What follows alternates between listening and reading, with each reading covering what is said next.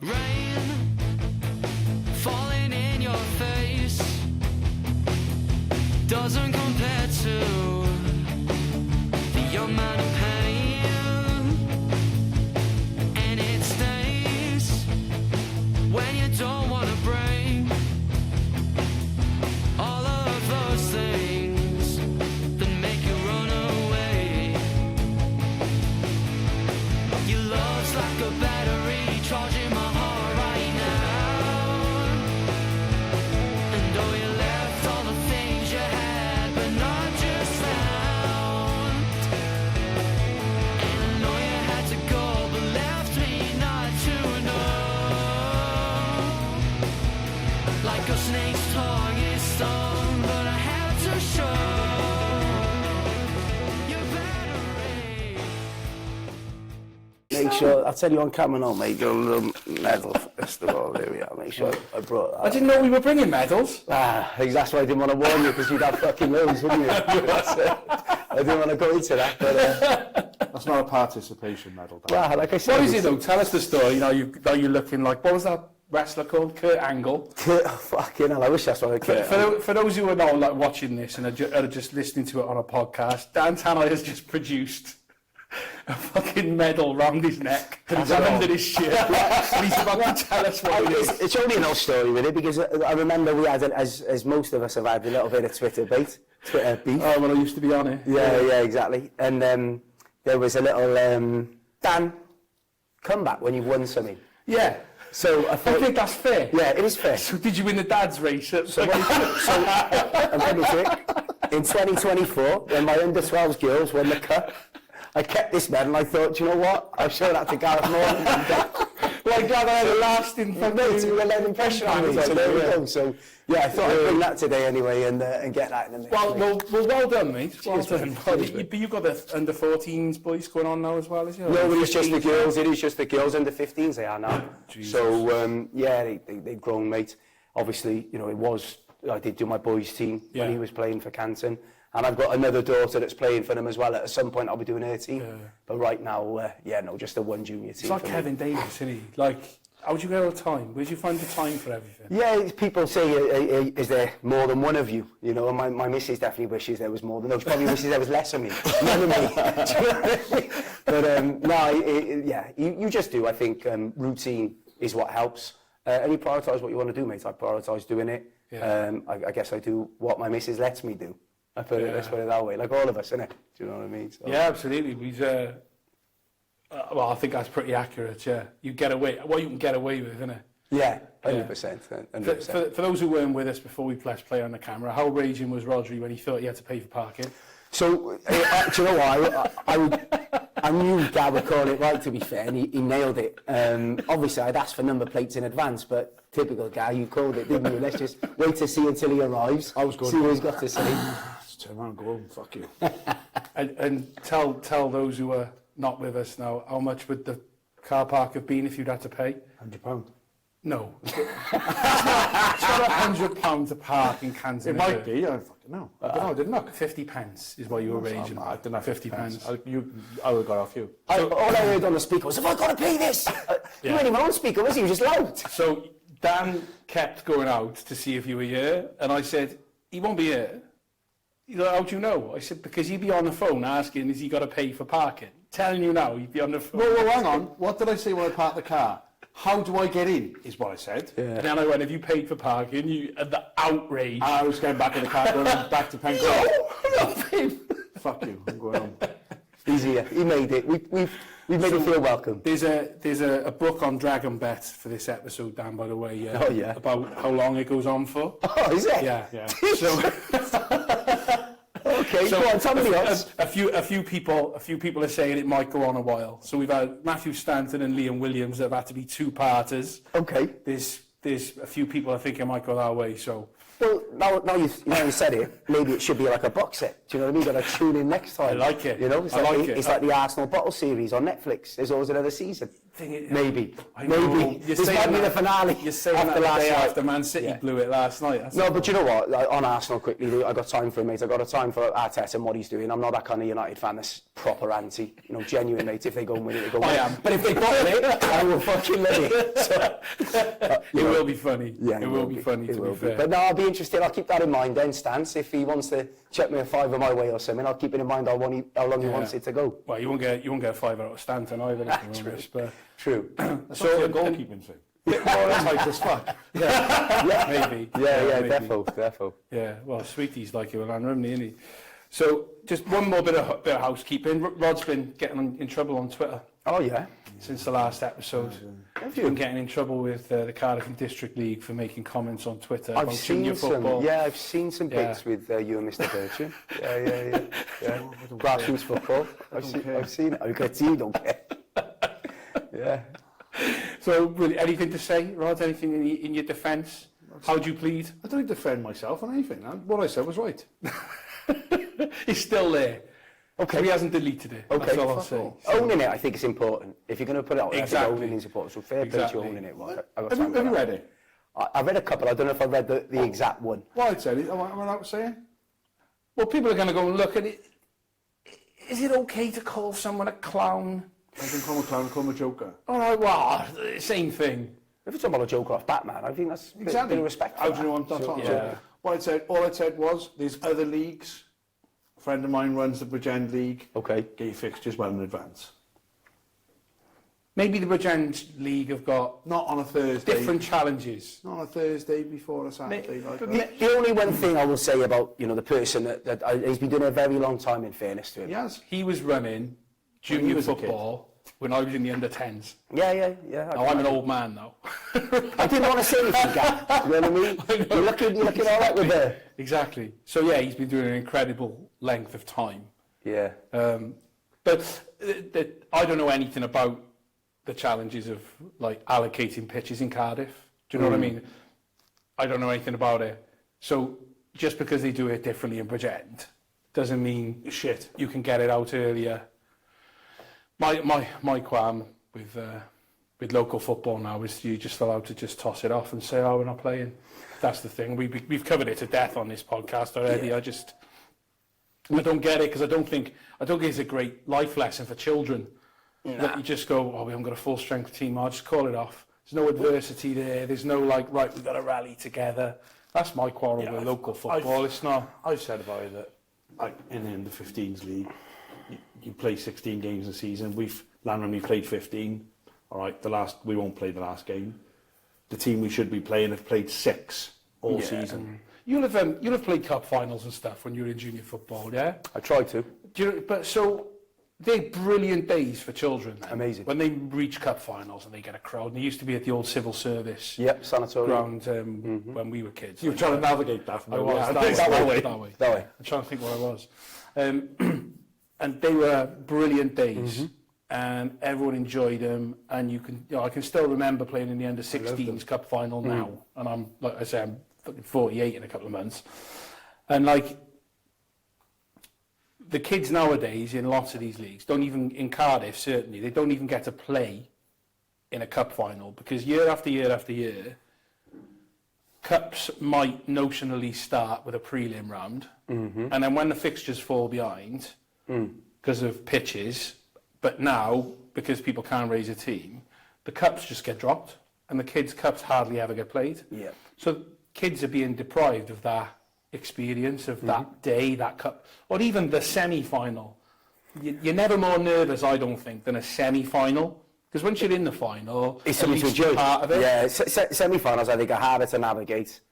Finals are a great day. Funny enough, Nicky, one of the lads from Canton, posted on the weekend.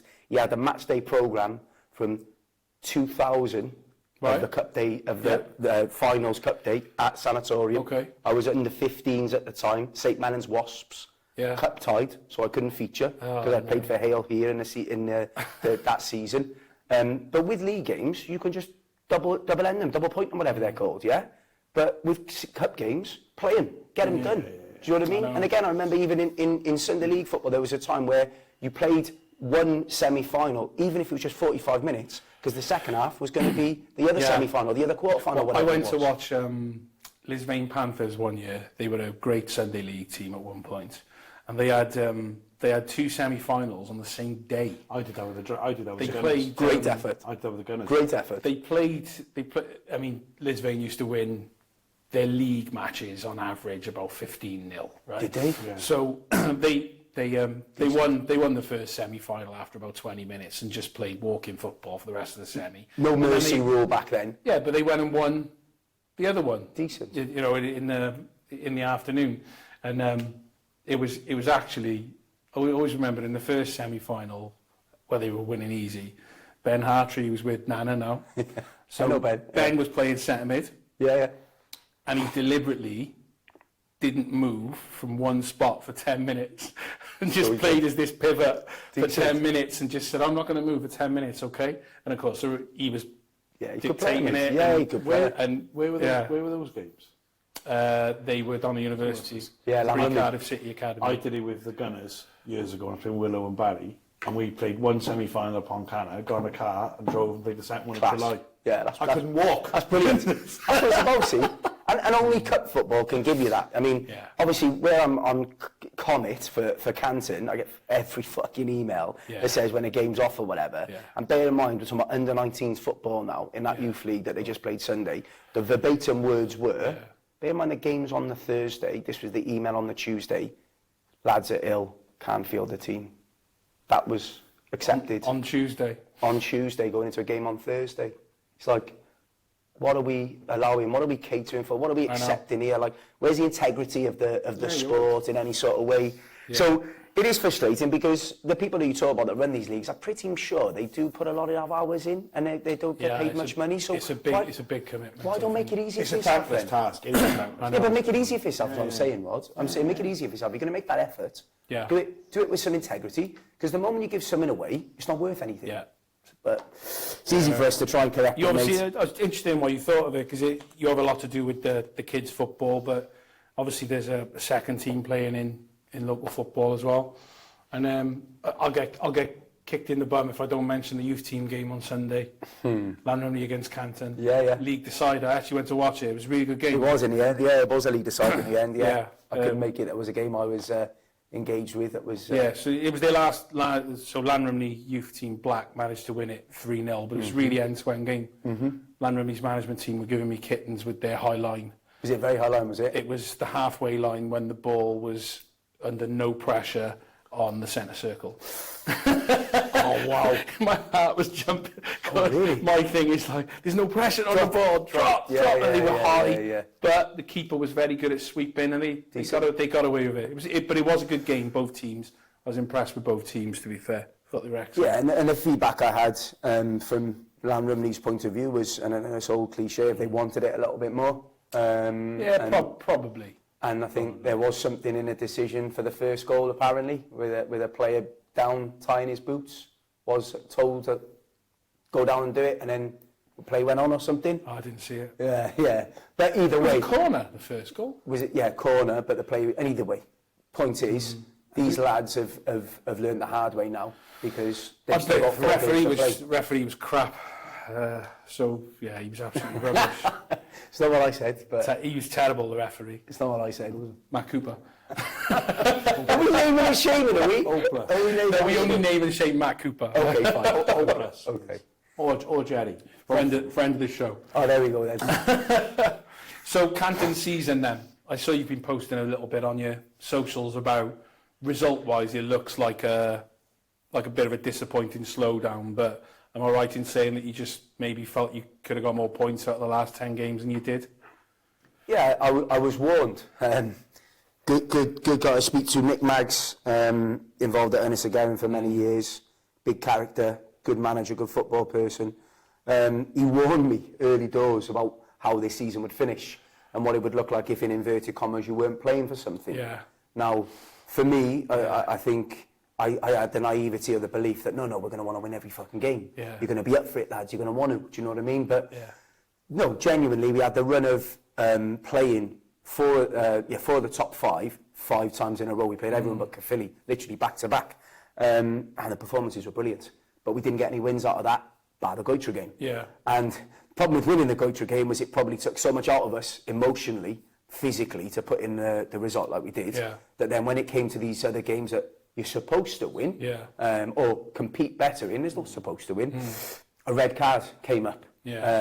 Or those 3 games, Abertillery, Risca, Tredegar, they're in the bottom 3, fighting for their lives. Fight for you. And we're not fighting for their lives. So, again, the onus it goes against us. But I think you just want to finish with a bit more respect. You know, it came down to the Undy game in the end. The reality was if we'd beaten them, we could have stayed above them.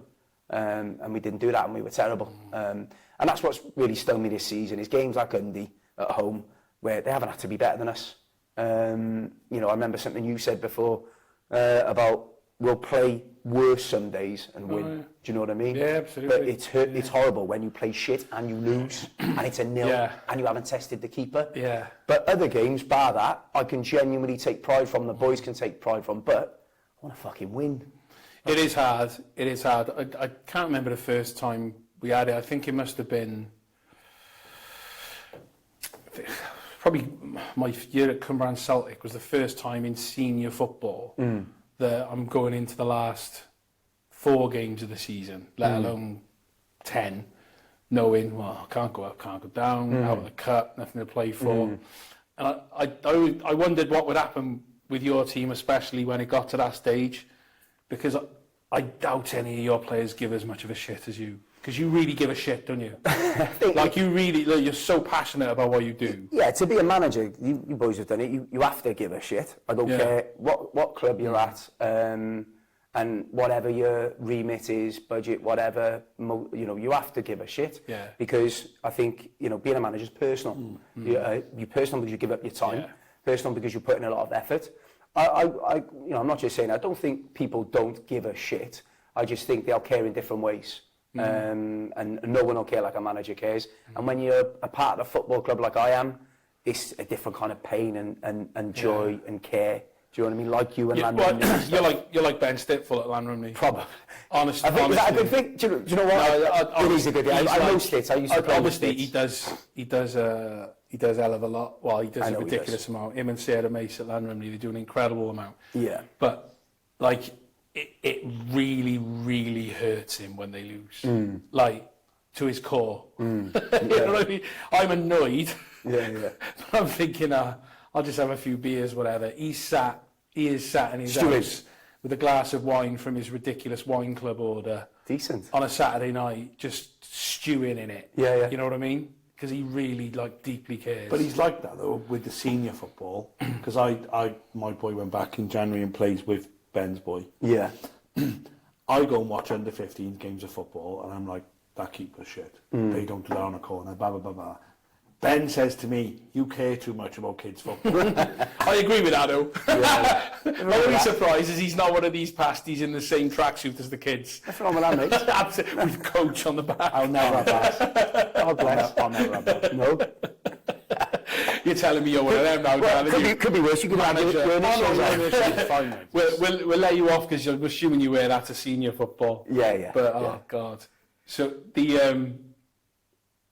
what do you think? Do you think it was just those little fine margins when you're playing against teams with things to play for versus not? You're at a disadvantage when you don't have.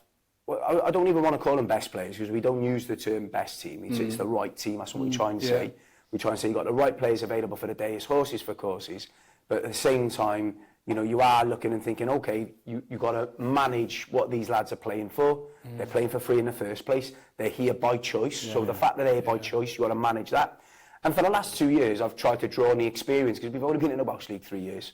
2 years before that, we're playing for promotion. You know, the season we went up in a fucking cup final. Do you know what I mean? So I had to adapt to that, and the boys had to adapt to that to say, okay, what does it look like then? And the key thing is you're playing for pride, you know, and it's what we said up at Goitra, you know, we're playing for pride, and we weren't just there to celebrate winning 1-0, and maybe we didn't know what we were starting for Goitra then, you know, whatever.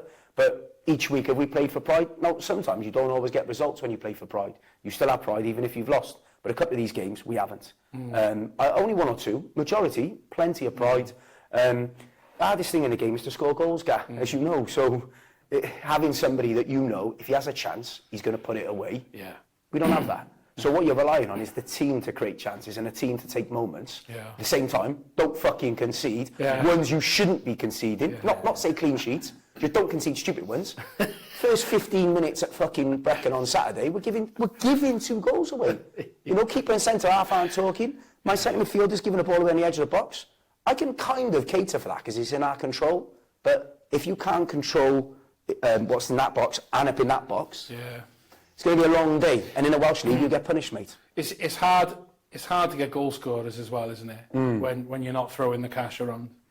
They're the biggest commodity when you've got to just look at the highest level. You know, Harry Kane or whoever. United have been trying to nail that number 9 spot. You know, whatever Ferguson did, it was Van Persie that came in and made a difference that season to see us win the league. Arsenal fans. So the way I would say is that I believe that, and we've always had to have, you know, the season we got promoted, we obviously had, you know, Kofi Rose, not just a great goal scorer in Tier 2 and Tier 3, but a wicked personality as well, you know, an infectious lad for us. You know, I remember single-handedly against Cardiff Airport the one season, he scored 4 goals. He might have scored 5 actually, we won 5-4, something like that. We were fucking terrible that day, but he was the difference. We've had that on occasion this season. You know, Ramir's been brilliant at times. They're always going to get picked up, aren't they? They're always going to get picked up, always, and rightly so, because it is the most valuable thing to have at any level, mate. As you know, I was obviously with Pencoed until just after Christmas this year. Number of phone calls I'm getting now about the lad who plays up front for them, asking about him. You know what I mean? And I'm not getting involved, guys. I'm not giving you any. I'm not giving you any steer on it at all, really.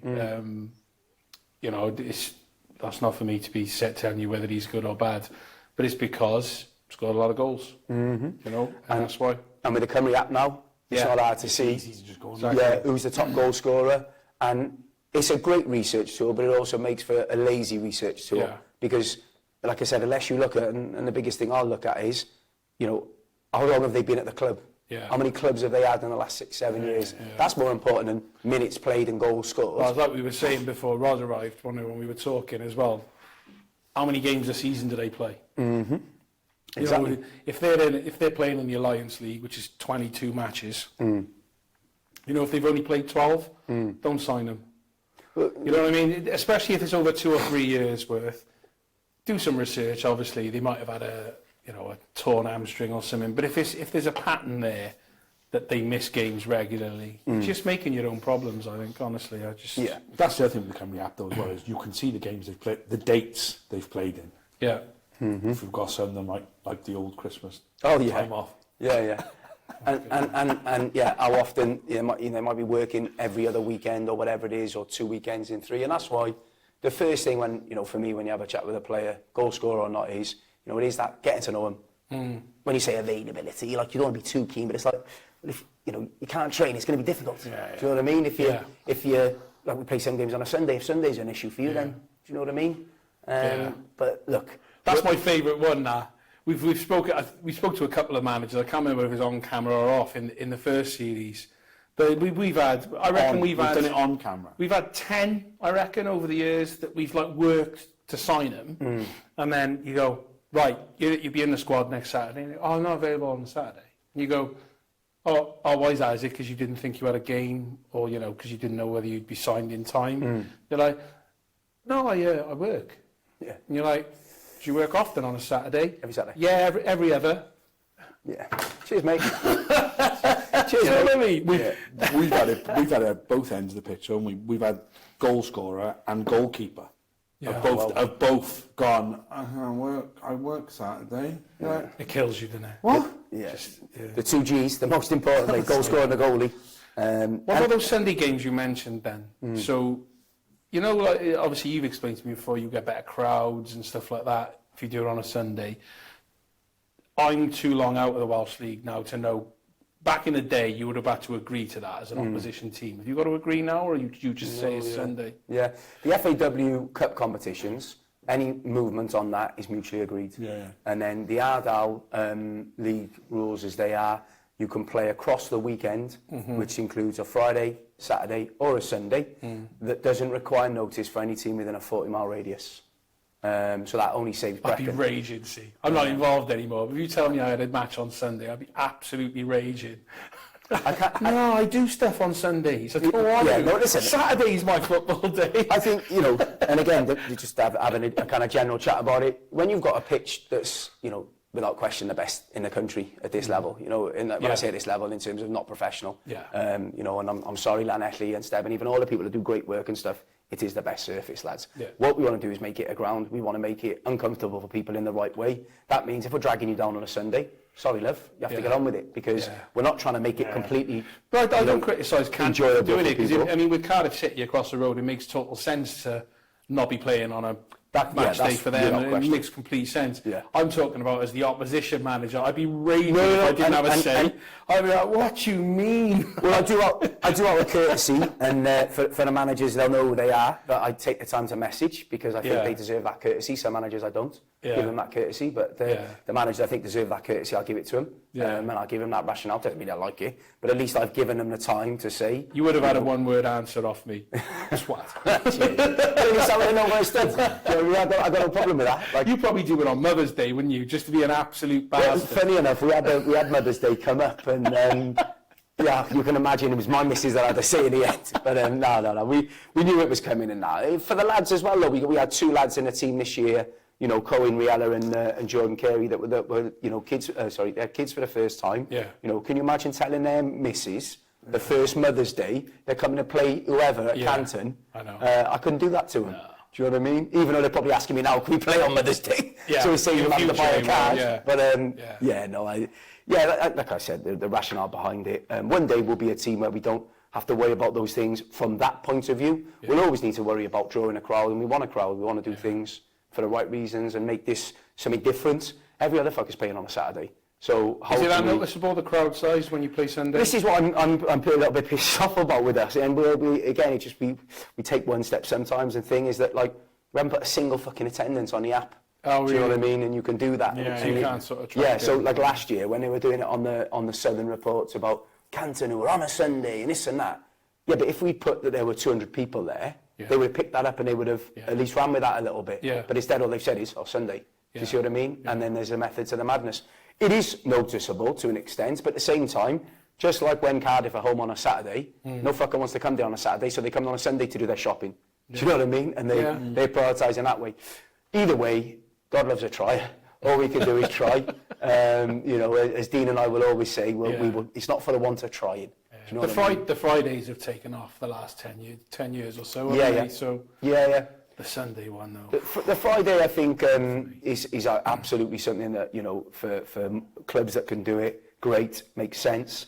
But remember, lads, and you know this as Cardiff boys, when you're in Cardiff trying to do something that maybe has worked elsewhere in the valleys or outside of Cardiff, you've got to understand it's a different clientele, isn't it? It's a different team with lots of fucking 100%. The ice hockey, the rugby, the. Do you know? There's lots of things you're dealing with. It is very different. Obviously, we've managed up in the Gwent Valley and in the Rhondda Valley, right? But I always remember years ago now managing Taftswell Youth. Now the boys, so they would have been a little bit younger than you. So the lads that were in that youth team now are now 40, right? So that while ago, and I used to have to say to them, because they'd only ever played in Cardiff. But obviously I'd been around football longer than them, and when we used to go up to especially the Valley teams, Swansea as well, and I used to have to remind them, like, lads, you know when we turn up here, they hate you. Because you're the Cardiff. Entitled. Right, you're the Cardiff this, Cardiff that. Like, you can't turn up blasé and think you're going to have a nice game of football. They hate your guts before you kick off. Do you know what I mean? And you know when you've got nothing to play for as a Cardiff team, and you go and play away from home at a team from the valleys that hate your guts and also got nothing to play for, they have got something to play for, to send your sorry Cardiff asses back in front of the whole village. Our dad's from Pontypridd, so like, that sort of mentality, you know, they hate Cardiff rugby. Do you know what I mean? It's just the way it is. And that makes it more challenging sometimes as well, I think. Well, especially when you're trying to get that through to, if you like, today's youth, and I say that, you know, in general. I think trying to understand that, it's going to be difficult today. They're probably going to, you know, leave one in on you a little bit, and the referee's not going to give you fuck all. And yeah, you're probably going to have to run a little bit more today. Yeah. They're like, whoa. What do you mean? I just wanted to pass it around. I just want my feet, bruv. Yeah, that's a great. You must know what I'm about. No, but no, and that's just plays it. I think. But what I do believe in is that there is still a mentality of players, and if you create the right environment for the right mentality of players, then that's what we want. That's why the youth team have done brilliant. They're a majority of first-year youth team, but even with how well they've done, we're thinking, is that league giving them the experience they want? Is it challenging them in the right way? It was the first season of the FAW Under-21s League this season, so we wanted to see how it panned out. How has that gone? We've not spoken to anyone really that's been that involved. But, bear in mind that we made the choice not to, to go into it this year, and fair play to Dean, it was the right call. How has it gone? Do we know? So what I know is that it's actually turned out really well in terms of under-21s format, where you've got pretty much a east and west, as it was.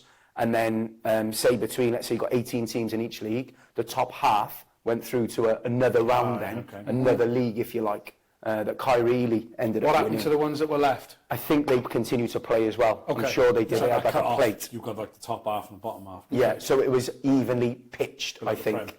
And it looks like it's turned out, really well. But the biggest thing for me, Gan, and Rod, and when you think back to youth football, and you just talking about Cardiff District Cup football, when I was younger, I was lucky enough, I was at Taftswell Youth. I think my foot was still on the wall. We were in the Welsh Youth Cup, and that was my first year of youth football. We played Cardiff City on Ninian Park. Yeah. James Collins scored 2, and that's what you're in the Welsh Cup for, was to play those games. So great that the league is being redone and stuff, but the biggest thing for me is that FAW Youth Welsh Cup, is so prestigious for what it is. The way these academies are going off now and doing their thing, and I'm sure we can have a chat about them and being thinking a little bit better than what they are, is not giving these next lads the chance to maybe show, do you know what, just because I haven't been with you for the last 4 years paying 60 quid a month, doesn't mean I'm not any good and I haven't got something to offer maybe. Yeah. So for me, the cup competitions are so important, even at that level, not just grassroots, mate. So 21's League is something we are going to look at for next season. Because the FAW Fair Play, it looks like it's worked this year. It's looked like it's gone well, is it? And better than it was. What people are saying. Yeah, better than it was. And I can't fault him for trying something, and changing it in a way. Something needed doing with it. Something needed doing. Obviously, there's been a change now where it's the whole FAW. You haven't got the trust anymore and stuff. So there's obviously stuff going on, but please just stop going on all about the academy stuff. Like that's the only thing that exists in Wales. Like you've really got Welsh internationals playing in there because you haven't. No. So, that's... Do you know the thing I can only say from the players that I've ended up coaching, right, is that the players that have come out of those academies, they haven't obviously gone on to other things. So I'm not saying that they're the top players in those academies. They just, when they come out at 19 into senior football, they're a bit... I don't have a better terminology for this, so I'm going to have to apologise in advance. They're a bit soft. And they're not playing... When you then put them into a sort of men's team environment, even if it's in a pre-season friendly, they're not acclimatised to the type of football that it looks like they're now going to have to play for the rest of their life. Yeah. Like just, the sort of keep ball stuff on the edge of their boxes and stuff like that, and you're thinking... half the managers you're likely to play for in the rest of your life now, if this is your level, are going to strangle you until you're blue if you do that. But they're going to have to learn at 19, whereas I think, go back to you had a good Taftswell team there back in the day, didn't you? I used to come and watch some of the games. Played in that team, but you weren't passing the ball across your own 6-yard box, even though you were the best team in our league, probably, or one of the best teams in our league. And I don't think they learn those lessons now until they come in and then they have raging banshees like me on the sideline going, what the fuck are you doing? And they have no idea why I'm so cross. Because to be fair to them, for the last 8 years they've been told, touch the goal kick short and we play keep ball in our own box, because if we can drag 6 of them on and we play through the press, we're in. Yeah, that's right, but you've just been dropped by Penabon's Academy, so maybe you might not be able to play through the press. Listen, the first thing I want to say is that the likes of, Damien Flynn at Barry is a top lad, top coach, has put his heart and soul into that club, and I'm not here to bash any sort of academy coach in that way, and they're someone like Damien deserves that. They're trying to be fair to all of those guys, they're trying to create the players, to find the players that can do that that will play for Barry's first team, hopefully, and that sort of thing. The ones that don't make it are likely to end up not even with the likes of you guys sometimes at 19. Yeah, but the reason it's a lose-lose for me, and it's a great example you give about Tafswell and what's not happening, because you can be the best, Damien Flynn, for example, and obviously Kane McLagan's gone in and now will be brilliant because he's been a player. But what you're depriving these lads of from 16, when they're age eligible, is to sit in a changing room next to whoever, do you know what I mean? Like I have to, when I was 16, when I'd go training at Tafswell, and it would be whoever in the changing room. You had Paul Stevens there at the time, wouldn't you? Probably. I mean, like cutting pockets of tracksuits, putting tea bags in fucking boots, and winding people up in that way. And now you're depriving them of that, because all they do for 3 years is stay with other soft people, which means everyone's soft together. We're all being soft together, playing soft together. When the reality is, if they were in a changing room sooner to get experienced of that bollocking, or even that armour on the shoulder, be made feel like $1 million. Because me and you as the coach, whoever, can say, we won. But until the star striker goes and says, well done, kid. That's the magic that you're not going to replace in development football. It's one of the things, Dan. My boy now, he's nearly 15, and I'm saying to him, when he goes through 16s next year, then 17s, he's going to go first year youth. But I'm saying to him, when you're old enough, go play on a Saturday with the men. Same reason, same thing. I said, if you can play in a men's team, youth league, you'll find youth league not easier, but you'll understand exactly that point of be in the dressing rooms, be in the dugout, be in the warm up, be in the banter, not being because you're going to be like that off the pitch, but then someone's going to give you the ball with a man at your ass, maybe on a shit pitch, and you're going to have to deal with it, and it's not going to be 3G in the sun. And that's right. When you look at these, one-to-one stuff that goes on and stuff like that, I saw one the other day, your mate. Listen, no names, but people who want to get better, my hat goes off to them, and how they do it is up to them. Look, some people go to personal trainers. I had a golf lesson the other week, so I'm a hypocrite, aren't I? I'm having one-to-one coaching. But golf's different. I do laugh though. Golf's different. I think, first of all, I'm not bashing that. The point I'm trying to make is, and again, I guess the message I want to send out to people is, rather than pay for certain elements or just do one-to-one coaching, and I can only speak from my experience, I'm lucky enough that my son's a scholar at Newport County. From the age of 6 years old, he came Anisahir away with me, Trebanog away. So at 6 years old, he saw men's football. At 12 years old, rightly or wrongly, he was in a fucking changing room. Around men that would, whatever, argue. Sometimes My lad was the same. I think it was about from the age of 6. And that's why he plays guitar in a fucking band now. He's done but that's not the point I'm making is, if all you do is send them over wherever to do one-to-one sessions, and you don't expose them to other forms of character building, I think you're far better taking them in those environments, bringing them around you if you still play, or go to watch local football, real football, that might character build a little bit more, than just do some passing stuff that's unopposed, that is catered to your thing, and is going to cost you maybe 20 quid an hour or whatever.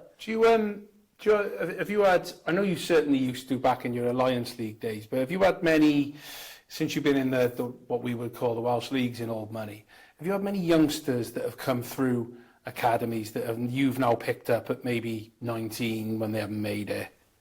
And what's that been like, if you have? Because you always had some good young local lads coming through here, but obviously since you've been at that higher level, the reason I ask it is my first experience of it was at Cumbrae Celtic, who had their own academy at the time. Long time ago now.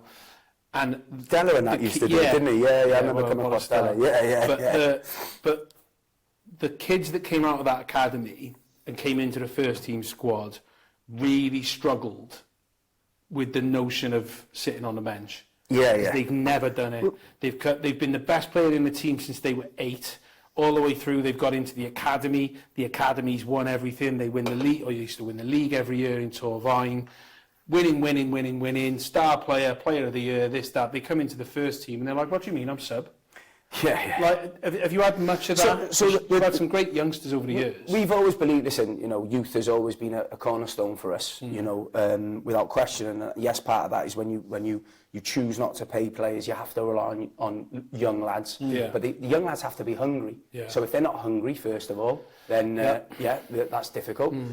my favourite thing at the minute, and it's obviously not my favourite, it blows my piss, but it's my favourite thing that these academy players at Welsh Prem clubs, and I'm not bashing you lads, I'm just saying it how it is, these Welsh Prem academy teams, Tier 1, these development lads come out from their Tier 1 parent club, thinking they go straight to Tier 2 now. That they go, never mind start or whatever, I go Tier 2 now because I'm at Welsh Prem. That's how it works, right?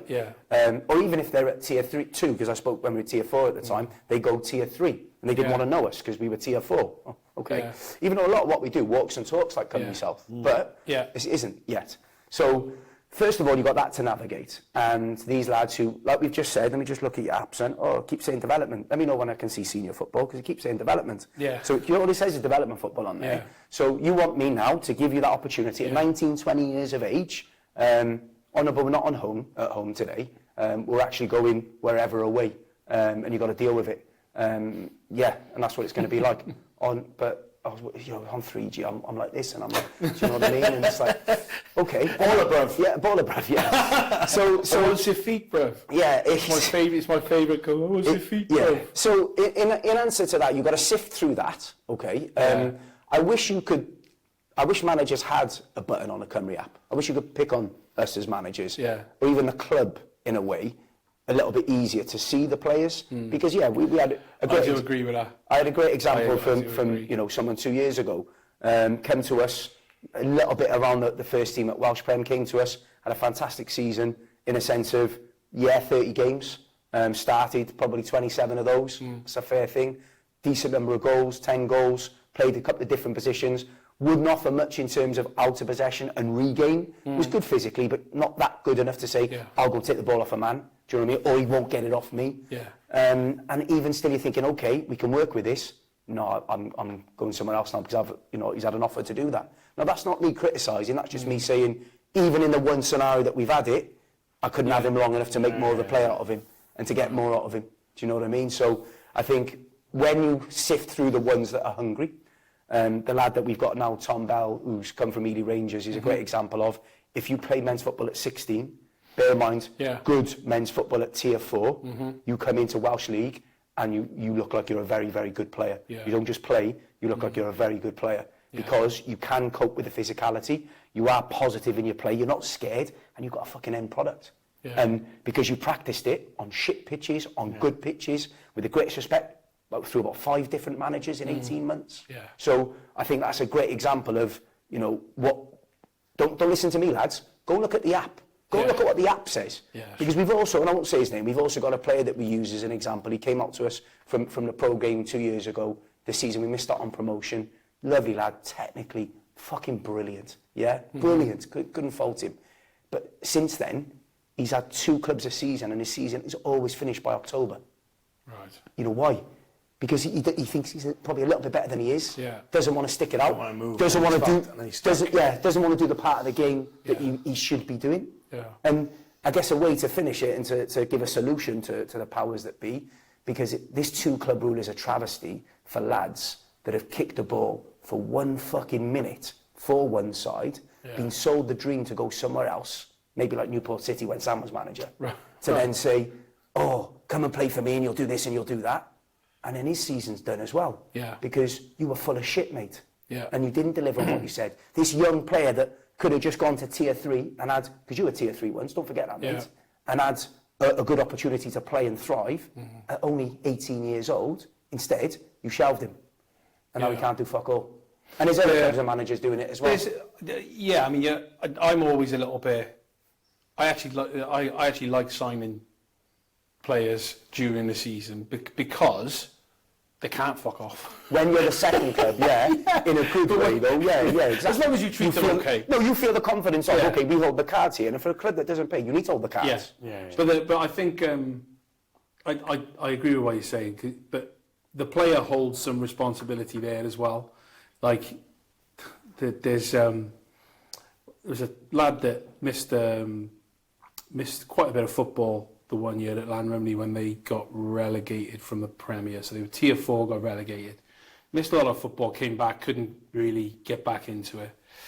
And you're thinking, right, he'd be back. He'd be a good asset now in Tier 5 next season. He'll have a full pre-season. He'll be back into it. No, he's going to sign for the Corries. And you're thinking, there is no way you're getting in that football team. So in October, at the latest, you're going to be moving.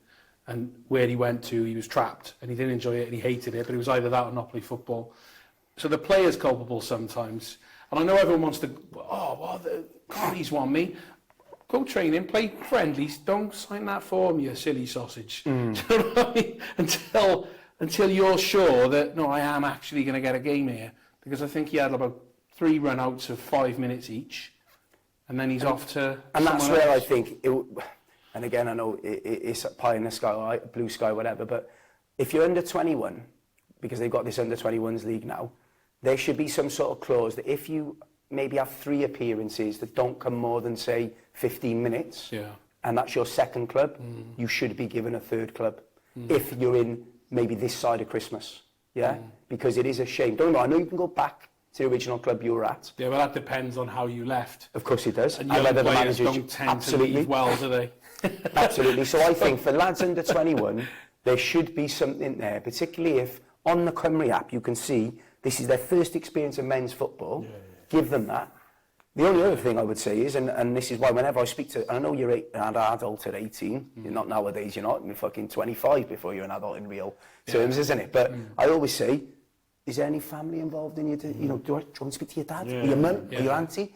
Should we involve them on the chat? Because you've got to accept that there's maybe somebody in the background that's got to say, whether they've got a clue or they haven't, I'd rather reference them. Much more the case nowadays, I think so, Gary. I think so. The first case I had of it was at Porth with Nathan Doe. Who was, you probably wouldn't have remembered him, but he stopped playing at quite a young age. But he came from Risker's Academy, and he was a bloody good goal scorer, and I think if he kept going, he could have done really well. But he got a job on the trains, and he lost his love for it a couple of years after he left us and stopped playing. But would have scored quite a lot of goals in sort of tier 3, 4 sort of level. But we signed him at 18, and it was the first experience I'd had of someone 18, 19 years old where dad is still in his ear. Every training session, every game, and I've seen it more and more as time has gone on since then. You take him off at the age of 19. He's not having the greatest game, but the team's not playing well. But if the team's struggling, the 19-year-old striker is going to be right. Get him off, get a man on, and let's And the dad's in the stand shouting and screaming, and you're just like, oh, this is new. I haven't seen this before. But I see it more and more and more and more now. There was the youth team game I went to watch Sunday. It was the second team manager from Llanrumney was with me, and he was like, half-time whistle goes, league decider between 2 unbeaten teams. And about 4 of the players went off to talk to their parents, not going to the team huddle. You know what I mean? And after a minute or so, everyone's going, oh, come on over here. But their reaction, their sort of first instinct is, I'll go and speak to dad. And the dads that hold their kids' drink, to get them to come over. Yeah, I know that fucking. I'm not stupid. You kill me for saying it. Do you know we used to have that as a kid, as a youth, from his dad, Sam Hartree. Oh, not surprised, mate. Sam Hartree used to do his own warm-up. Not surprised, mate. Doesn't surprise me. I had him at youth. By the way, as a youth team player at Taffs when I was at Taffs, Sam was our best player in the youth team at SAT. He was, you wouldn't believe it, he was an attacking midfielder back then. I can imagine. He became a very good sitter and dictator of play, didn't he? But when he was a junior footballer in his youth days, he used to do his own warm-up and he'd have his own little Lucozade and all that. Listen, he grew out of that. He's a very mature guy now, isn't he? Do you know what I mean? Like I said, I've known him a long time. Funny enough, Ben Archer and I, we bumped into each other when I first British Gas. I've worked for 23 years and 24 years in August, and he was there the first day I went into training. I've known him since, and obviously always come across Ben and Sam was a wicked player. Never forget one time, 5-a-side up at Power Leagues. Obviously, I used to love 5-a-side. I was the kind of guy that when we played 5-a-side, be 30-0 up, we'd concede. I was like, fuck is going on here? Fucking clean sheet and that. I agree with you on that. So the one game, the other team in that league was Ben Archery's team with his brother Sam. We had a double header that night where we had to play Ben's team, and then we had another game straight after. They were a player short. Sam tries coming on the pitch. No. Yeah. Straight to reception. Is that allowed? I was like, fuck no, Chad said. We won the league. He was fuming. I was like, sorry, Sam. Take it as a compliment. You're a good player. What do you want? I wanted to fucking win, didn't I? I got you down as right, mate. I got you down as right in that scenario. Thank you, mate. Yeah, absolutely thank you. spot on. Thank you. And Especially when it's a player as good as him. You don't want to be 100%, exactly. He was, do you know what? Fair play to him. And, you know, Sam and Ben, and I played with Ben a couple of times, and his old man would always be around. Proper football people. 100%. And chuff for Ben now, and like how he's done at the drafts and stuff. Done brilliantly, so can't fault him. And even Sam, I know he's still hanging about with Sully, isn't he? I tried to get him to come to Canton just before he went to Sully, but he was like, no, just the timing. And this is why, again, I'm a big believer in you can't, if you're dragging people, do you know what I mean? And you can be as nice as you want, but the reality is that you're on borrowed time with them anyway. So just respect that from the get-go. And I'm a big believer in, okay, no problem, let's just leave it then, because, like you say, because I'm so heavily invested. It's not your fault. I can't go chasing it. And why would I be angry at you, Rod, if I've asked you to come and you told me from the start, oh, but Dan, I'm wanting to go this way rather than that way. No problem, mate. You know, but I thought you would have been brilliant for us. Is he still playing now, is he? Yeah. Sully got his Hoops playing as well. Nicky Hoops. Nicky was playing as well. Dan Hooper was at Cogan, I think, this year. They've had a good season, Cogan. Listen, a lot of Cardiff sides at the minute doing really well. You know, football in Cardiff is looking really good at the minute with the sides that are coming up. I think the main thing is teams having the right facilities, having a home, having something that they can, you know, invest in and grow. But also have good roots. If you don't have good roots, good pillar, and this is, you know, for us as a club, yes, we're trying to fucking, you know, I want to win everything, but, you know, we're trying to build a legacy. We're trying to, you know, something that has, you know, roots for years to come. You know, like you've had at Llanrumney and other clubs. You know, we want the same at Canton. We're probably just doing it in the hardest area. You know, it's like the Mayfair of real estate. Do you know what I mean? You're trying to operate in, you know, with all due respect. So. But in the shadow of the Cardiff City Football Stadium, where Wales play, you know, you hope that we can do something. So it's a work in progress. So what we had a chat with Nigel Bircham about this. What do you make of this Globetrotter stuff that you can just book a 3G pitch that's compliant and just play there today? Yeah. What do you make of that trend? Yeah, no, and like Nigel loves it, but that's because, you know, that pitch is an allotment. It suits an agenda. Yeah, I think.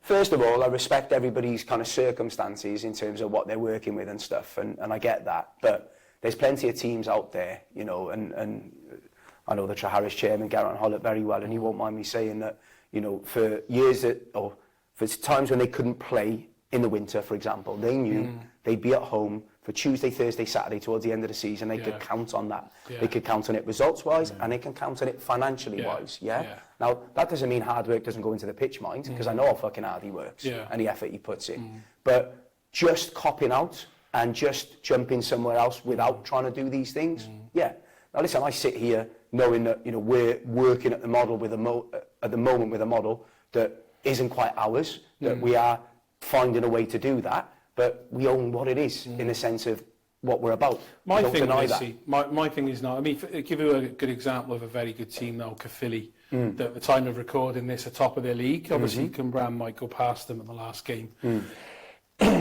Now, Caerphilly have moved from where they used to play, that they would never have been able to develop because it's a public park, and their permanent home is that lovely new 3G facility at Ystrad Mynach. I don't see an issue with that. That's life. I mean, my own club have had to do it for a few years because we were kicked off our old ground while we waited for the new one to be completed, and we've had to play on 3G. My thing is this like, it happens to be Taftswell this year that fell behind in fixtures, but let's not use them. Let's use a couple of clubs in Gwent. So let's say Cross y Ceiliog and Abertillery fall behind on their fixtures. So Cross y Ceiliog will be playing Abertillery tonight on whatever 3G, and as long as like that, to me, it just seems like madness. I don't get that, because the FAW have, for decades before, have made clubs have 250 seats when they get 30 people at a game. You have to have hard standing. You have to have this. You have to have that. Some clubs like you have obviously come onto a facility where you've got that. Same for us as Llanrumney. If you look at a Taftswell, they've built most of it themselves over the years. They've incrementally done it. And then you can have one team, now we won't bother making the pitch any better. We'll just play on a 3G 5-6 times a year. When you get into tier 3, 2, that to me, I struggle with it. The whole Globetrotter stuff. We were joking when we got here, when obviously you play here, and the 3G over the other side of the car park there, the Corries must have rented that 7 or 8 times the the Alliance League. Yeah.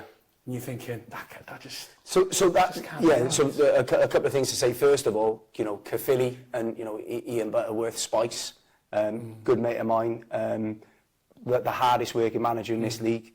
I will say after me, probably. I was going to say, to be busier than you. Listen, they are where they are for an absolute reason on the pitch, and I look up to them in all they were things. a very good team last season. Yeah. I think when they were in the Alliance, I think they were the best team I saw last season. Yeah, doesn't surprise me. And then they went and recruited well as well. Yeah, they recruited brilliantly, but they're such an honest bunch, and you know, like I said, you never stop learning in football, and I think the moment you think you're better than you are is the moment you're in trouble. I also know, not just even before Spice came in to kind of take the club back over, because when they were in the Alliance and they got relegated again, they really did. I think it's not Ron Jones is where Phil used to be. What's that park called that they were on? Morgan something. Oh, it's Ivor something in it. Ivor is Pontyclean. In Caerphilly. Yeah. Yeah, it's like it's I'm sure it might be Morgan, because it's right by the Roger castle. Morgan or something. Yeah. Either way, I know that they had a lot of difficulty trying to, you know, evolve it. You know, let's look at the other Caerphilly team in Aber Valley. It would have been very difficult for them there. Exactly. It's a public park. Exactly. And even in a place that Aber Valley have got, I know they've had difficulty with Caerphilly Council trying to, you know, they wanted to kick on. And sadly, I think the buzz that was around Aber Valley as a club has gone past them now. Yeah. Maybe. No disrespect, lads. I hope, you know, they can, you know, come good in the end. But what they do in certain aspects of their football and their stuff is brilliant, because it's obviously a lot of hard work. In other ways, they're obviously exploiting, I don't want to say exploiting, because we are taking advantage of whatever the ruling is of what the FAW allow. Yeah. What I would stipulate on the FAW is, and you just said it then, and this is where it comes to it, you know, how is this yours in a sort of way? What is the legacy there? What are you going to leave behind? You know, Philly, for example, they're starting to have junior teams. I think that's so important. Yeah. Do you have junior teams? Yeah, you've got to have junior teams to be, you know, I'd argue that's more important. If you want 250 seats full, have 15 junior clubs. Right, junior sides, that's what you do. I worry about people that, where they got 250 seats when they got no fucking junior clubs. Yeah. Then, and I'm not against paying, lads. I've got no problem with the teams that pay. What I've got a problem is the teams that don't own it. Yeah. And be honest about it and just be upfront. Well, why can't you be honest? Oh, that's right, because it's actually an FAW rule, isn't it? That you're not supposed to pay unless you're on contract. Yeah. But FAW, you know that it happens. I know. So why aren't you doing something about it then? I know. Why aren't you saying, even if you think it's 200 quid a week budget, we want to see a 200 quid donation to something. Yeah. And just getting some, I'm not saying don't do it. Yeah. I'm saying find a way to make it sustainable. Find a way. Do you know what it's allowable to do? I don't know about tier 3 and 2, right? But do you know what it's allowable to do now in tiers 4, 5 and 6? Go on. You can be a team from Merthyr, right? And you're playing in tier 4, 5 or 6, and you can hire a 3G in Llanrumney and play a home league match on it on Saturday. Yeah, so, I mean, this again is, we had the thing in our league where obviously you had Goitra playing Liswery at Liswery as Goitra's home game. And the caveat was that anybody can hire it. Come on. Yes, I understand that, but it is Liswery's designated home pitch, lads. Do you see what I mean? I do. So, I think it's nonsense. Yeah.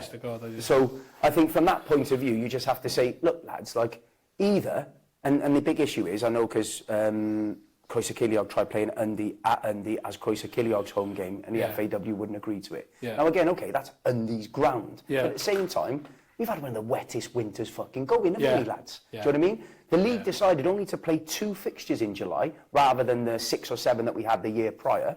Don't get me wrong, that suited me in my way. Don't start asking at the start of fucking July. I'm not asking at the start earlier. All I'm saying is, whilst you've got the weather like that, why didn't we play 6 league games in July like we did 2 years ago? Yeah. Because that would have made more sense. That was the surprising thing to me. I hate this notion of competitive football in July.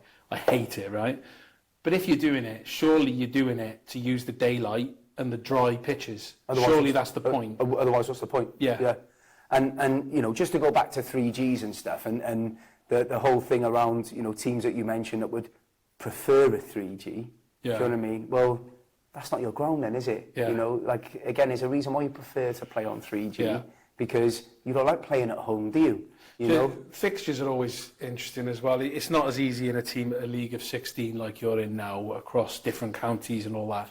Always amazes me. I remember, I think it was my last full season as Llanrumney manager, and we were playing on the 3G. And I think by the end of September, we'd already played 7 home matches. Okay. You're thinking, it rains a lot in the winter. Play 3G in the winter. Do you know what I mean? So keep the 3G pitches and the likes of this when you're in the lower leagues. You can't do it in the higher leagues, but keep them back. Well, funny enough, you say that. You know, this is only our second season in the East. So start of last season, where we had 6-7 games in August, I reached out to Abertillery Bluebirds, I think it was Tredegar, other teams, to say, look, you're due at ours now. Yeah, do you want to switch it? Do you want to switch it? We're due at yours in December. Listen, it's not about advantage. It's about, do you want to play in December and have a game definitely on or not? Because the only reason that's off, and it's off once a year for frost, and that's purely because it's in the shade like it is. It's fuck all you can do. 100%. It's never going to be off because of water. Yeah. So fair play to the teams that agree to that, because again, you can deviate from the 14-day thing if the club will agree to it. And again, you know, something I learned from Magsy is, you know, being in Welsh League, and I'm sure you'd agree, boy, because you've been there far longer than I have, there is an etiquette you want to have. You do want to have decorum with certain managers. Yeah. There's some managers out there that don't want to know. That's up to them. Yeah. There's some managers that you want to have a rapport with. I used to think 3 or 4 years ago, fuck, I want to beat him. I don't want to fucking speak to him. I want to beat him. Yeah. But I've learned there's other ways of going about that. You don't have to be mates for 90 minutes. That's fine. Yeah. But there are networks to be built, and there is decorum to have, because you never know when you might need a favour, or they might need a favour from you. Yeah. And that then might work for you. And last season it worked for us. We lost the 1 game to Trio Win away. Other than that, you know, coming into playing Trio Win here in October, it was first against second. Yeah. You know, we drew 4-4 that day. Yeah. So it worked to an extent. But what I like is, last 2 seasons now, we've been done by the first weekend in May, and that's how it should be for us. So my boys can have as much. Especially starting in July. Well, wow. You're talking pre-season in mid-June. You know, and I'm not a big pre-season person.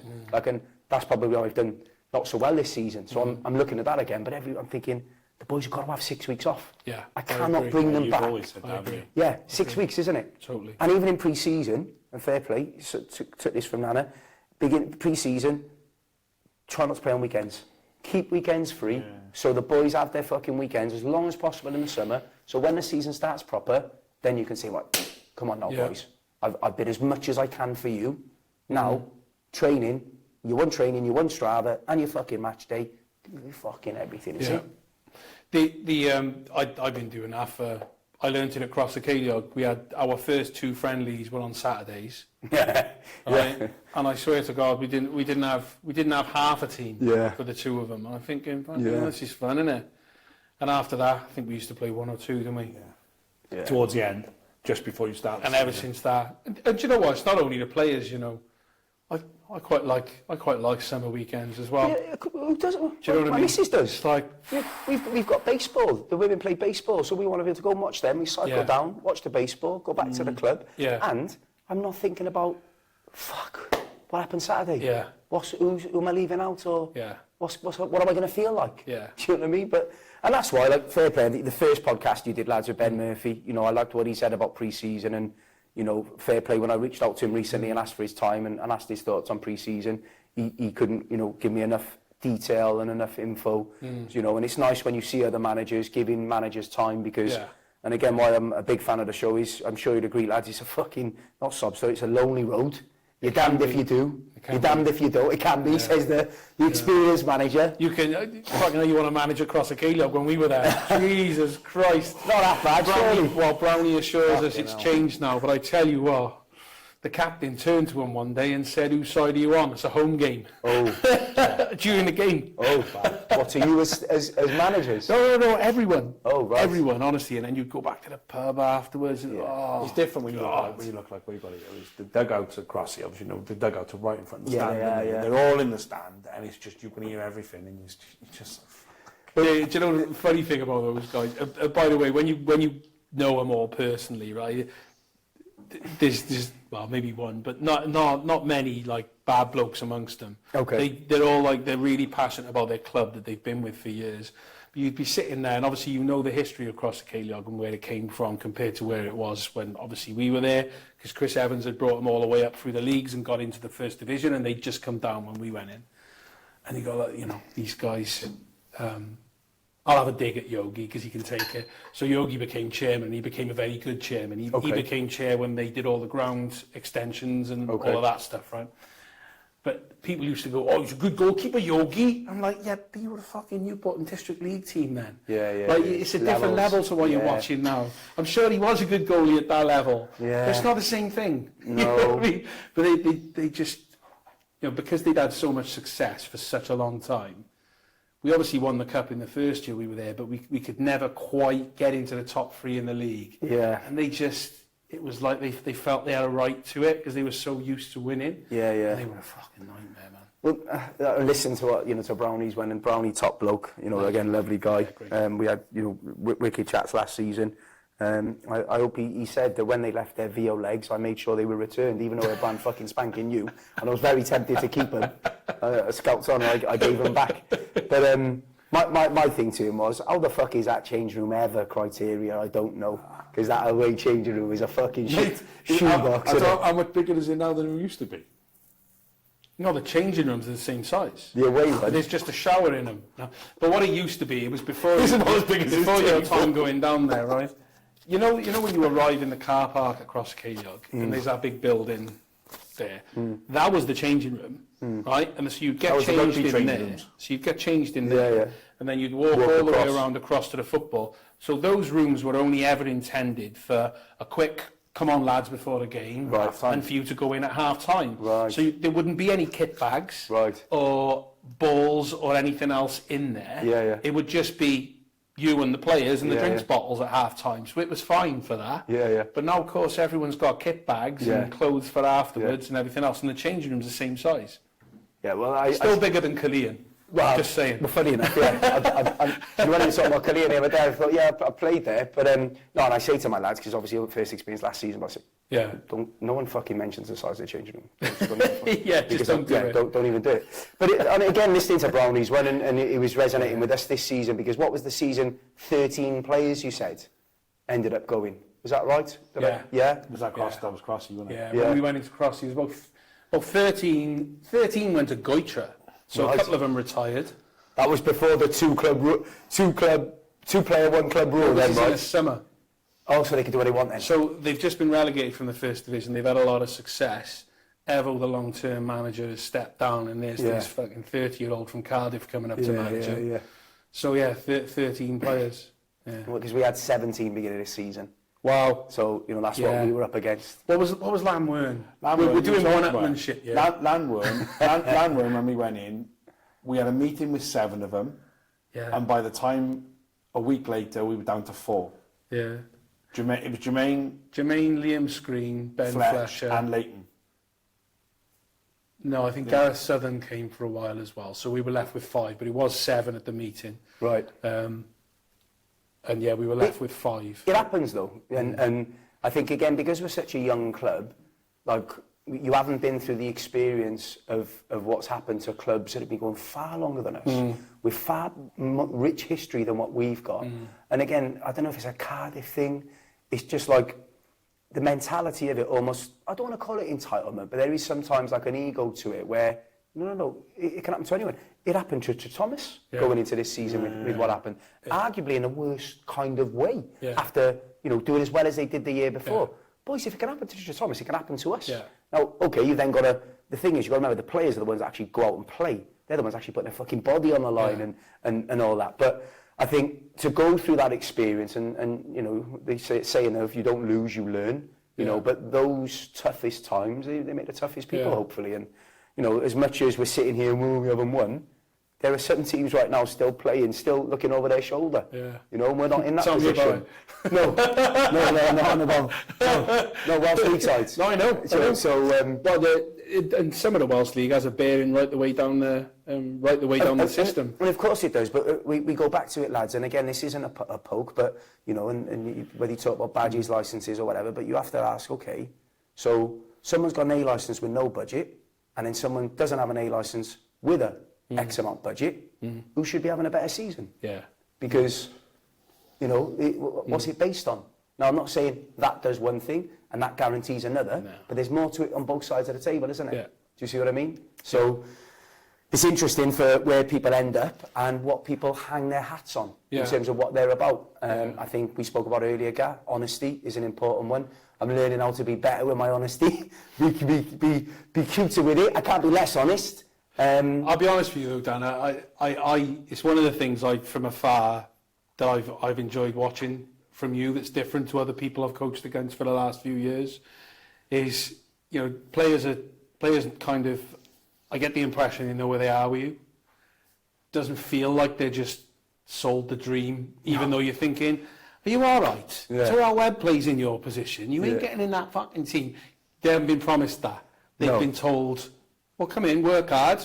If you play well, you'll play. If you don't, that old-fashioned message that people used to be given.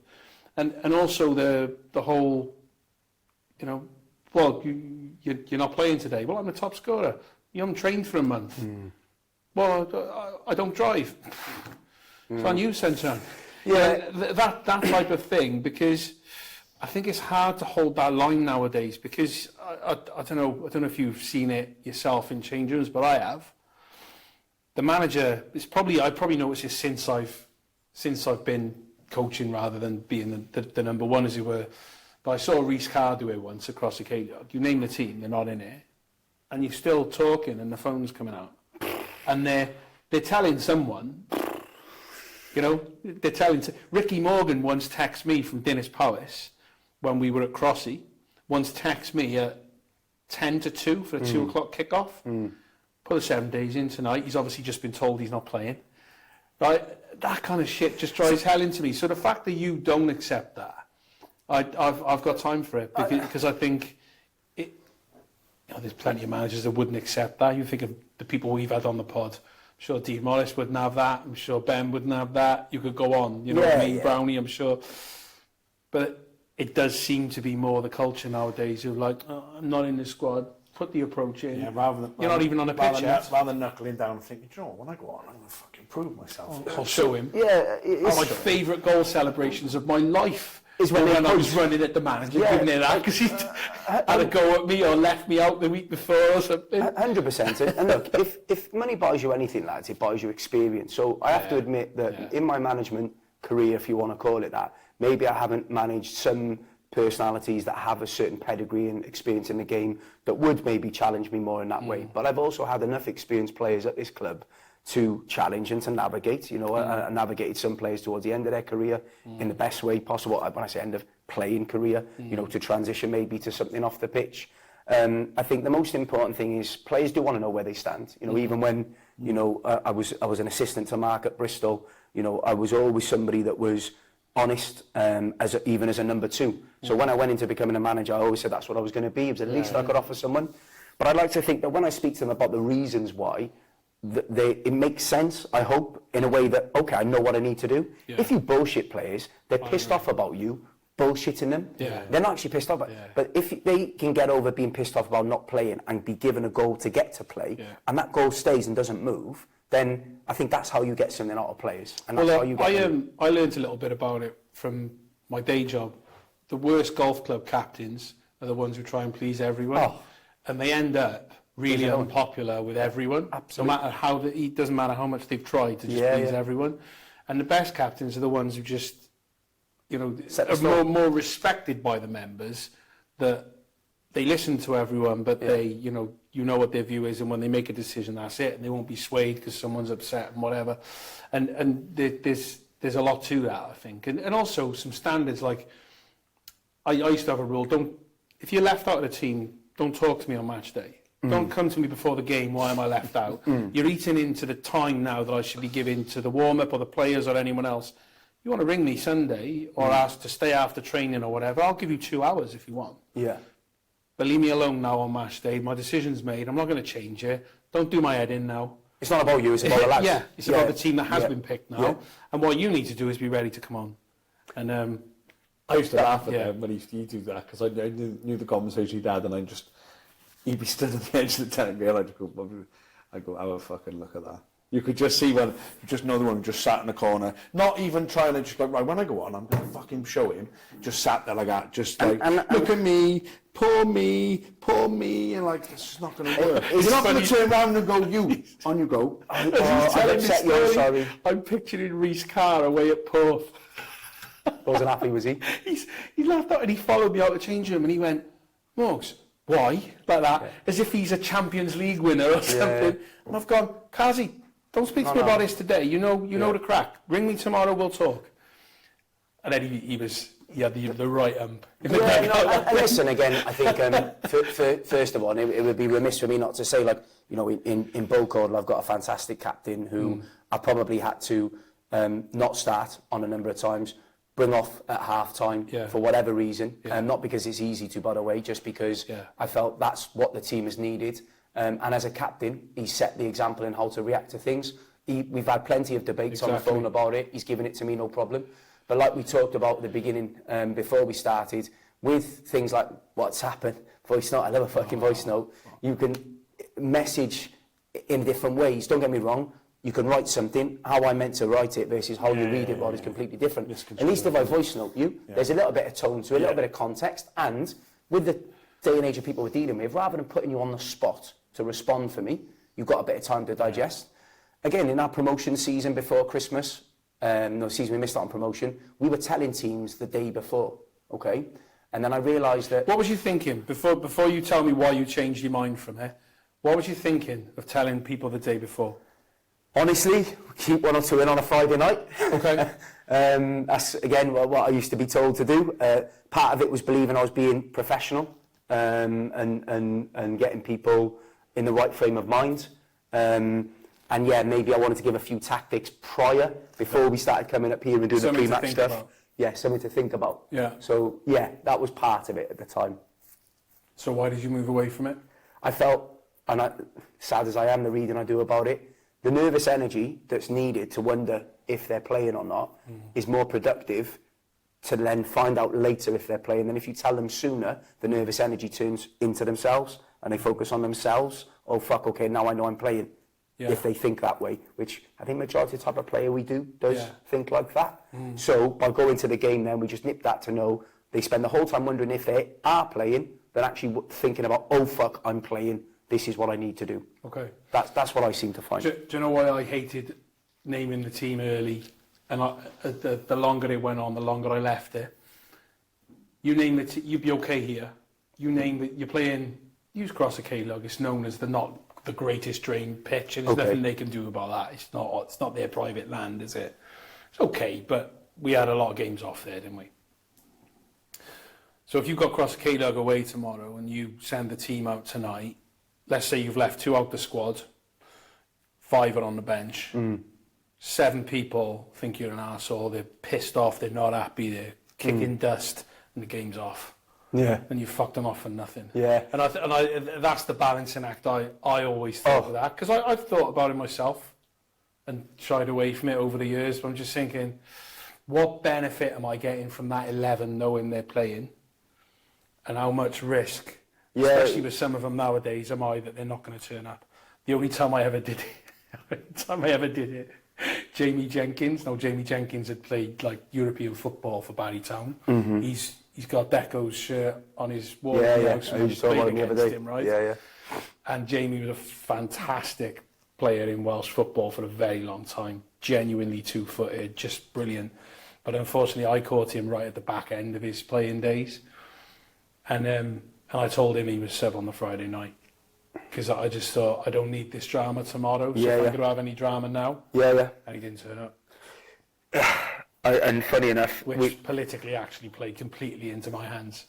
And I was listening, I was very intrigued listening to that. You know, it was interesting listening to that. And I've had players not turn up. Absolutely, sometimes I felt that players telling them the night before helps them to process it a little bit better. One thing I promise, though, is that I'll always be consistent. I never enjoy those conversations. I never look forward to them. I don't think I'm a tough guy or anything, but all I think I can do is to any other lad that I've ever dropped or I'm going to drop. I just want to be consistent. Yeah. And I think with that consistency, boys respect it. Yeah. They respect the fact that you're putting yourself in that position. Yeah. They just want to know if they're playing or not, and they just want to play, and I can't fault that. But what my problem is if you don't, have that appreciation for the bigger picture, and that's going to keep being a problem, we're not going to change what we're about. We know what we're about, because the reality of what we're trying to do, lads, and you know yourselves better than me because you've been in the game longer, been more successful than I have. Anything that's difficult is worth doing. Anything that's easy, it's not worth doing. Yeah, it's totally right. If everybody could fucking win, all 92 league teams would be winning and there'd be no relegation. So for all the sides that field 11 men on a grass pitch and try and kick a football, you have to find a different way to do it that's better than them, and that involves everything. People will say I overthink it. That's fine. For me, I'd rather look for that. It's the millimetres that add up to the winning difference in the end. And that's the way I look at it, and that's how I see and why I invest so much in it, because I'm trying to make up for the stuff I don't have. I wasn't an ex-pro. I am still a young manager with a young experience, but I think I've got enough experience, thankfully, at a right time in football, with some good fucking characters that has left an impression on me that are dying breathing again. Who's which managers, when you're coming up against them, do you sort of think, all managers have obviously got something about them to be coaching where they are at whatever level that you're at now and you've faced them with, but which managers do you think, I'm gonna have to be on this today? I always had, I think in the time that I was a number one, I think there's probably about half a dozen that I used to think I'm gonna have to pull my socks up here today. I'm driving to the game. Every manager's going to be decent, but there's just a few that you're thinking, he might have my number this one. I'm going to have to. I remember Scott Dryden said after they picked us to promotion that season, that was painful. We got a season on us, obviously, in the Welsh League, and the one thing he said about the Welsh League was that everyone's more organised. The managers are more hard-working in that way. They'll know more about you, Dan, as a group and as players and stuff. So, listen, I was lucky enough that, I was 24, 25 at the time. I was doing Bristol Women with Mark. We were coming up against Arsenal women that was Vic Akers. Now, if ever you want to know who Vic Akers is, you go back to the top team under Arsene Wenger, and he was always the guy in the shorts behind Arsene Wenger. Okay. He always had shorts on. Old white guy, always there in a stand with him. Always, he was basically the kind of secretary kit man for the men's team, but he ran the women's section. And he was shit hot. And he was the guy that you knew when he was making changes, when he was doing something, they might have the fucking best team going anyway. You knew, okay, that was an example of how to be. Now, obviously, he was experienced, wicked football person. And again, the top football people always have time for you. They always want to pass stuff on for you. And I never forget those experiences. So, politely, and coming in even to the Alliance, what it would have been in 2018, 2019 when I first came into it, A-licensed coach. I'll just get them organised. They'd be fine, do you know what I mean? I didn't think about anything. How fucking wrong was I? Do you know what I mean? I didn't think about any of the other manager or anything like that. As I started to get a better knowledge, and I think the best skill you can have in football as a manager is a good memory. Because if you can remember other teams, players, scenarios, things that have happened, it's going to help you in the future. And I think, look, you've got to credit what Grant did at the Corries to get them promoted. You've got to credit Scott Woodford and what he did at Commandment. There's a pattern of the last 3 or 4 years that each team that's just missed out on promotion has gone and got promoted the next year in the Alliance. So it's a great grounding. And, I've got to give a shout out to Powell, because I thought he definitely was the first manager in the Alliance that I looked up to and thought, fuck, he's organised, he's vocal, he's hard working, he's honest, he's not that nice. Do you know what I mean? I think that's part of it. Nice guys finish last. So I saw him, but I'll be honest, when you come into the Welsh League and you try and learn a little bit about people and what they're about, you're also thinking, we've got to focus on ourselves, lads, and what we're about. My main approach is really, who can I think I can rattle a little bit today? Because I felt where I was a bit of an unknown quantity, I could rattle people a little bit because they think, who the fuck's he speaking to? But if I knew that was going to work, you were in for it, and I'd be on it. And that's what I would focus on. And I would tell the lads, you leave this to me, you don't get involved in this. I know it's not too classy, I appreciate that, but if I had a league winning side, I wouldn't need to do it. But I'd still argue, Andy Morrison at fucking Newtown, was it, or Connors Quay? Connors Quay. Yeah. He wasn't the nicest person on the sidelines. One of the most successful Welsh Premier League managers. Yeah. So I again say nice guys finish last in that way. Yeah. So tactically, yes, I think you'd have to be aware of some managers, and you'd have to be aware of what they were about in terms of their setup. As always, you've got to know who the best players are. I think the first time we did tactical sessions at Canton was when we were playing Penydarren in the Cup, because we were dealing with what was a fantastic side at the time. They were a beast. Yeah, and they were a big part of the region side. And we lost that cup game 4-3. We were 4-0 down within 5 minutes. So it just goes to show tactically you can have a plan. Yeah. But I think, for me, I'm trying to focus more on the football side of things and the less gamesmanship, if you like. But that'll never be beneath me. I think it's a part of it. Quite interesting when you said that, 'cause one of the things I had written down actually is on a match day was whether you actually realise how much of a fucking pain in the arse you are around the dugout. You've just answered They it. all bite you, though. I know. Am I a pain in the arse? They all bite.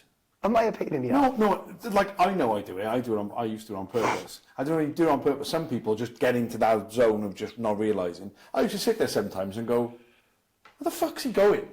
Like walking across the dugout in front of us. I'm going, Dan, what are you doing? And I know you knew exactly what you were doing. And I used to fucking piss me off. Domo would be on the pitch against you when we faced you. But he'd be in the dugout. Brookie be in the dugout. We'd usually have a couple of obviously lads who got something to say in the dugout. And I used to say to him before the game, don't even look at him. I'll stand on the corner of the technical area, right? Let him perform and shout and scream and everything else. Just don't bite to it, because it's what he's looking for. And you obviously had the big man. How have I forgotten his name? Skippy with you as well for a long time as well. Skippy loved an argument, didn't he? Yeah. I think people bite. Look, I think first of all, Skippy was the reason I came to the club. He was the one who kind of put me and Dean in touch. Our kids were playing for the same football side, under sixes. So fair play.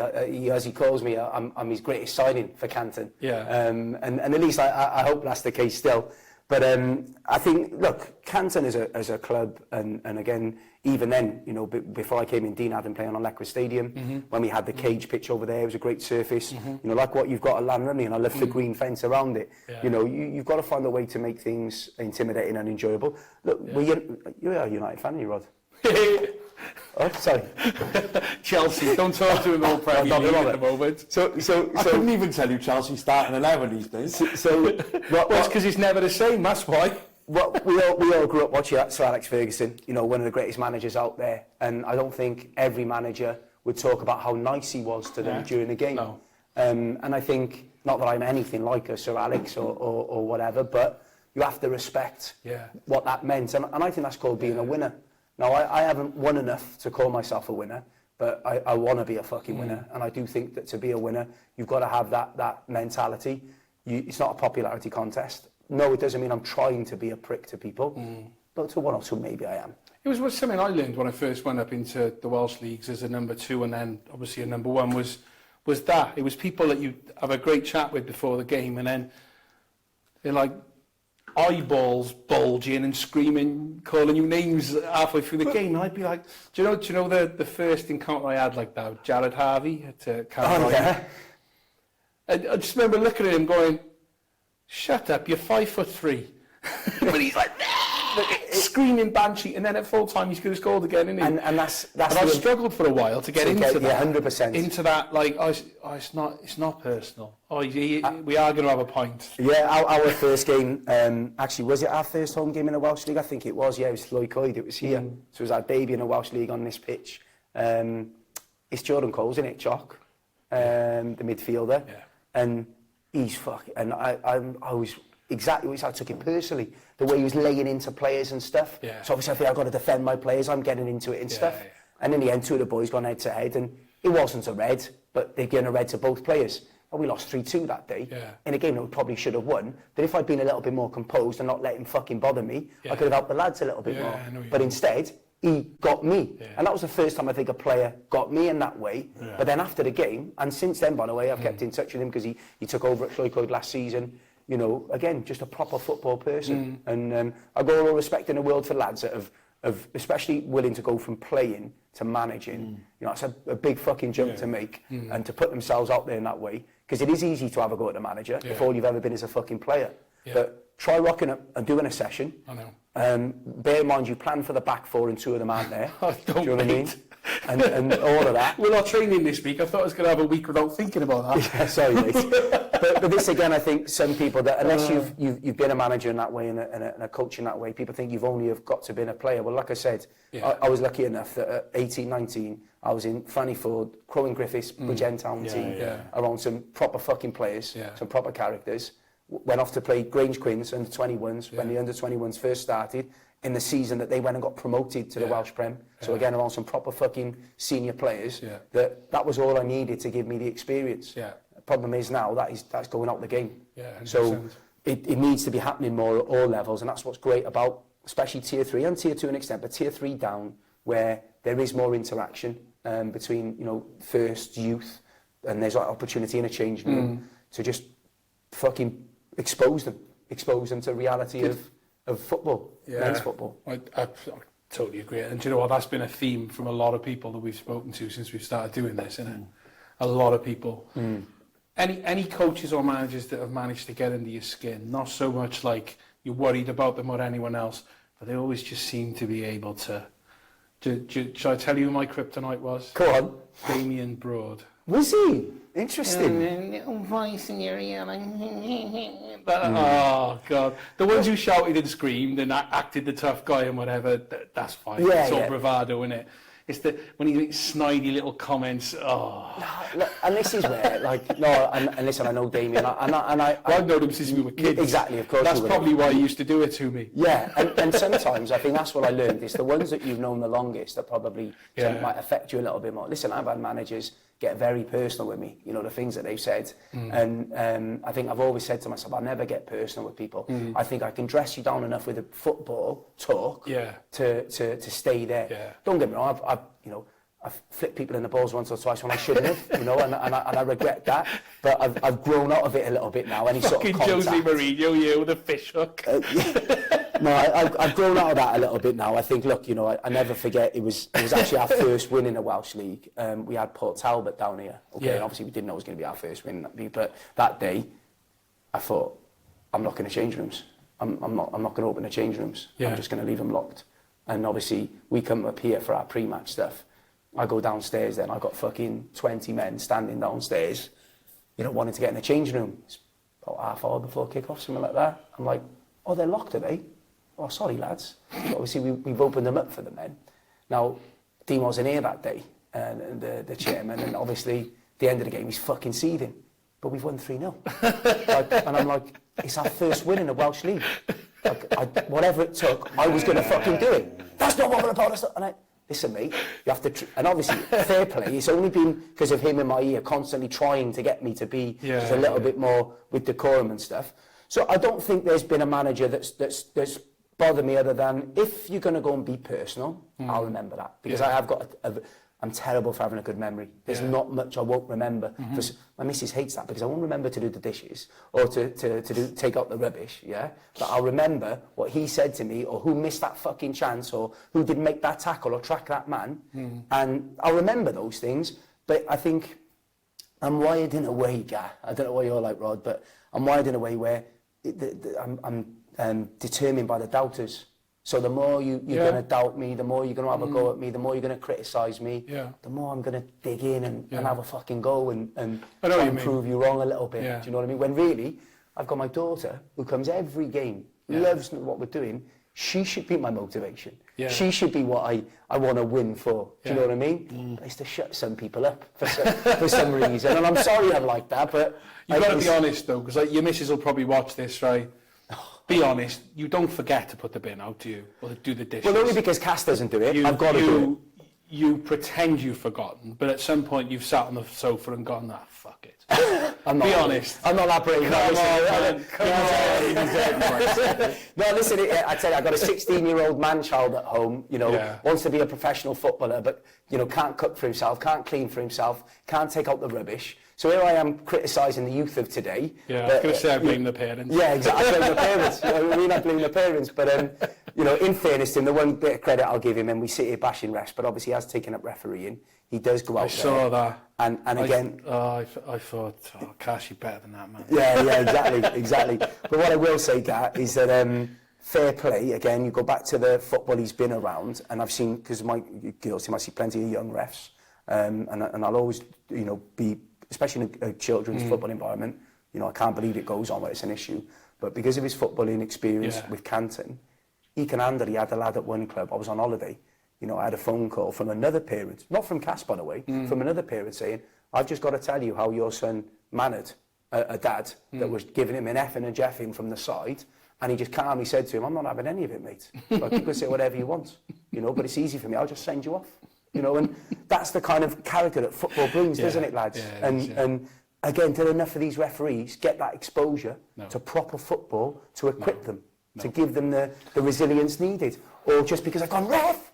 And then I talk to them, I shout to get their attention, I talk to them, do they react in a way of, you know? Yeah. We've talked about a lot about the ref with the experience of a former player or someone who's been a ref for a long time in the game versus a young ref up and coming who's not played the game, read a book, and how they deal with certain situations. A former player, older referee will deal with it and talk to you like a human being. The other side is very much a beep, beep, beep, beep, beep, beep, beep, beep. And you're like... The referee's kit has turned into a uniform now that affects how some people, you know, respond. And listen, we are all guilty of, and this is the difference for us as staff and players. We're emotionally charged, I feel, more than the referee in that situation. So that doesn't entitle us to speak derogatory or criticise, but there should be an appreciation from referees. And the best ones, they don't make the right decisions. They just talk to you and they acknowledge where you're at emotionally. And this is why I make the effort to get to know refs. You know, bear in mind, you know, Rich Bergham, who was the South Wales referee officer, you know, up until I think it was 2019, 2020, he humbly invited me in to speak at the annual referees seminar. And I did that from a coach's manager's point of view to try and build rapport, to understand that I'm not going to sit and just fucking moan about things. I'm going to say, listen, lads, appreciate what it's like from our point of view. Let me hear more about what it's from your point of view. And at one point, believe it or not, we were going to try and set up a little forum of alliance managers to try and delegate more with the South Wales FA referees. Unfortunately, you know, that hasn't materialised. But all I can do is have dialogues with referees. Don't get me wrong. There's referees out there that, as nice as I speak to them, they still won't give us fuck all. But at least they'll speak to me. And at least they'll have conversations, is what I tell myself. Genius idea that was, that panel. I wonder whose idea that was. But you're right, it never happened. Where I actually got the idea when I was talking to him about it, 3-4 years ago. Yeah. It was Gavin Chesterfield had done it years and years ago, maybe pre-2010, with the Barry and Bridgend referees or whatever, Vale Glamorgan referees or something like that. And he'd just gone in and done a talk with them and just, you know, they would say, oh, when we referee you, Geraint Frawen's a nightmare. And he would say, yeah, but Geraint Frawen grew up in professional football where they teach you how to pressurise referees. So Geraint's not being abusive to you, he's not having a go at you, he's just trying to pressurise you. So if you know that, just don't let him. Yeah, exactly. But it was a two-way conversation. I always remember Gavin telling me about it. And I just thought that would be really, really helpful if people did that. Yeah. Back then, I wouldn't have been the person to do it. Probably wasn't diplomatic enough back then. But like but you know, Gavin certainly would have been. And it's a shame that panel didn't happen and become a continual thing, because I think half the time, not with the older guys, but with the younger referees, they've got no idea where people like you are coming from. Absolutely no idea. So, and we certainly got no idea where they're coming from, because the way some of them talk about the game of football, it's like a different sport they're describing to me. But if you don't understand where they're coming from, you've got no idea of understanding how on earth they've come to that decision, or what their standards, what their thresholds are, or anything else. So it would be helpful to have dialogue like that. Yeah. But it takes real effort, doesn't it, to do it? And this is the thing, you know, first of all, none of us have got enough time anyway. We're all stretched anyway, and I get that. But in a world of... fucking life of O'Reilly, that guy. Fair play. Honest to God. I want to jump with him. living La Vida Loca. I want to jump with him. Living La Vida Diet Coca.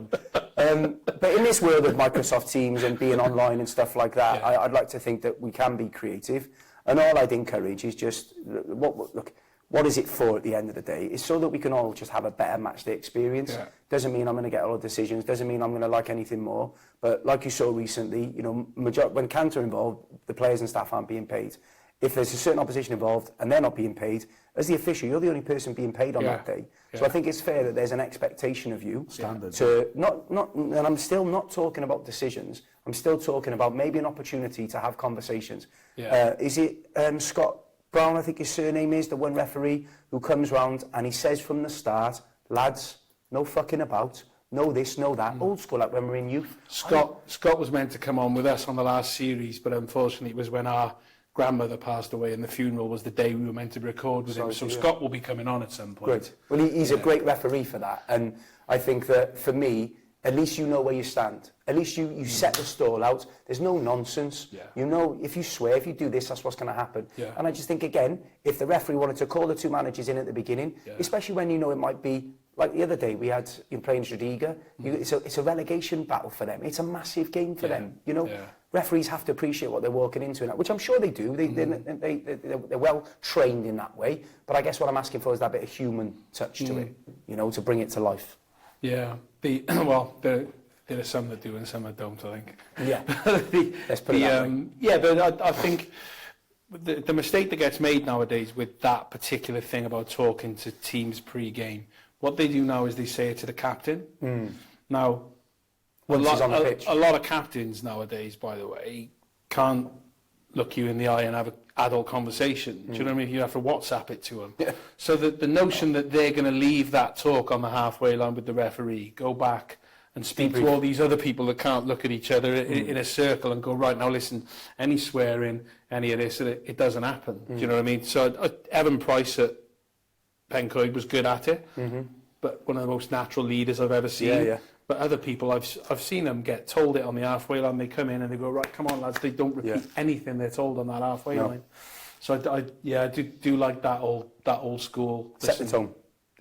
Matt Cooper was saying with us, wasn't he, last week, that that's what he does. Look, I can't see everything. I got no VAR, no this, no linesman. I give what I see. If I make a mistake, I make a mistake. Let's not be abusive. Yeah. It just sets the tone, doesn't it? You took the piss out of me for saying that. That's exactly what I said when I ref started the season. Please don't classify yourself as a ref. With these, friendly? Look, we take the piss out of referees, but it's harsh to be putting them in the same bracket as you. Have you heard about him reffing pre-season? Oh, I wish I'd been there. First game of the season. This is the dads versus lads game. No, this is a league game. No way. League first game of the season. Canton have actually won. Canton won our league. Played the first game of the season at home, Pontprenai, and I said that. But what I said was as well in the box. There's no VAR. I said no VAR. Yeah. And all I said was, I'm by myself. There's no linesman. Let's be fair. I ain't keeping up with play. There's no VAR, and also on free kicks and corners, just keep your hands down. Yeah, yeah. Right. First corner came in. The kid caught it. Oh, not the keeper line. No, and he looked at me and I went, sorry, mate. Yeah. But that's quite easy. If it ever happens again, the cameras will be there. He'll be mic'd up. Be watching him.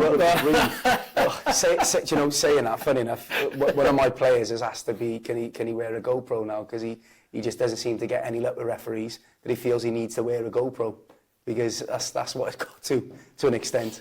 So I've got some sympathy for him. Yeah. I went through a phase when I was at what is now Newport City, where I wore a mic for a season. Yeah. I was sick, because now there's VOs and stuff with that, but I was sick of being white papered for things I hadn't said. And sick of it. I just like that £100 a time, even back then. I was like, no, I'm not spending more money on things I have not said, and I couldn't prove it. So for the year I wore one, and I got off twice actually, but it was just like, no, I didn't swear. Yes, you did. No, I questioned the decision really loud, but I did not swear. And that's the great thing about VOs. VOs have been fantastic, and again, it does protect you, but you just, you got to keep your wits about you as well, because when emotions do get the better of you, it's on camera. Yeah. The worst thing about VOs that are above the dugouts, though, they pick up what you've said, verbatim. but they pick up what you've said. Yeah. And if you just have a little frustrated conversation with a coach about the right back that's not tucking round quickly enough and he's doing your fucking head in, and then you put the recording up for the players to watch, they hear that.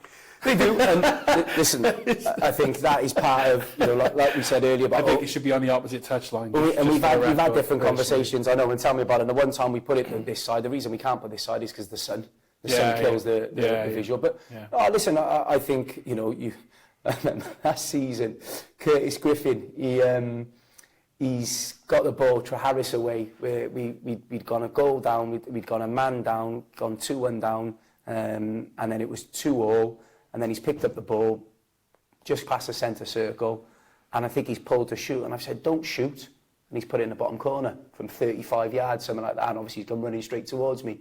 And obviously you can hear it on the video now, so that's all I get is stick about it. You said don't shoot. And I've said plenty in that way, but look, it's never been in a way that I wouldn't have that chat with the lad to say to him, I'm only asking you to do the thing that I wouldn't ask you to do. Yeah. I love, that the VO picks up some people that don't, realise, that it's picking it up, because I think, again, you're seeing their true colours and you're seeing what they're about. I've got no problem with, football.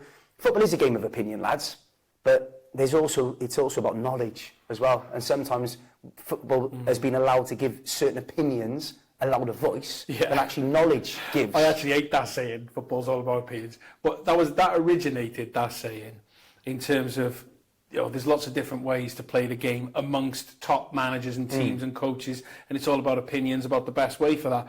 That's now become, that guy in row Z up there that's got 3 pies and a pint that he's smuggled in from the bar at half-time, and a beer belly twice the size of mine. Well, his opinion's worth the same as Pep Guardiola's.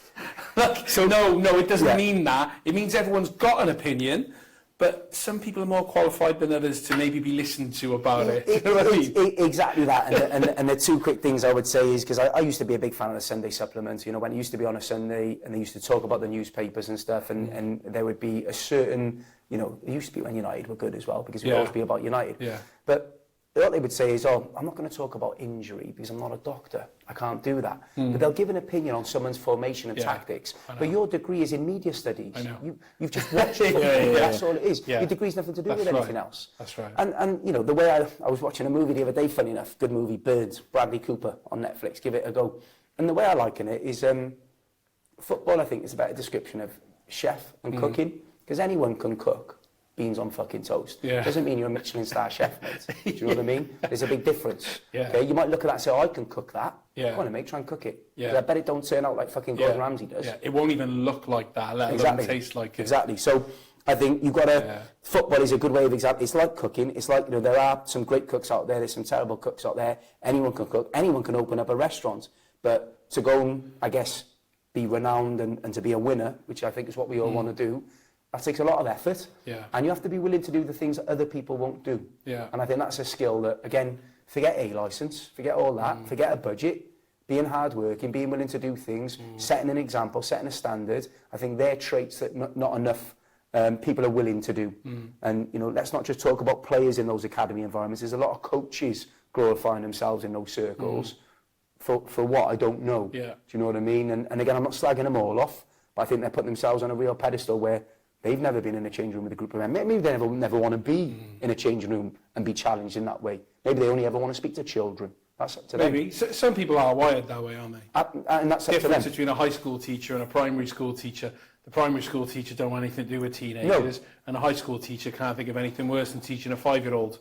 No, so it's just exactly. different horses. But I guess you've also got one or two. You've got one in particular that I know for a fact played Welsh League football at 16 years old, that went on to become a Welsh Prem player. But they won't have any of his lads playing, or wouldn't have any of his lads playing anything other than for his development in his academy team. But I can't remember the last time a player went from their academy and featured regularly for their first team.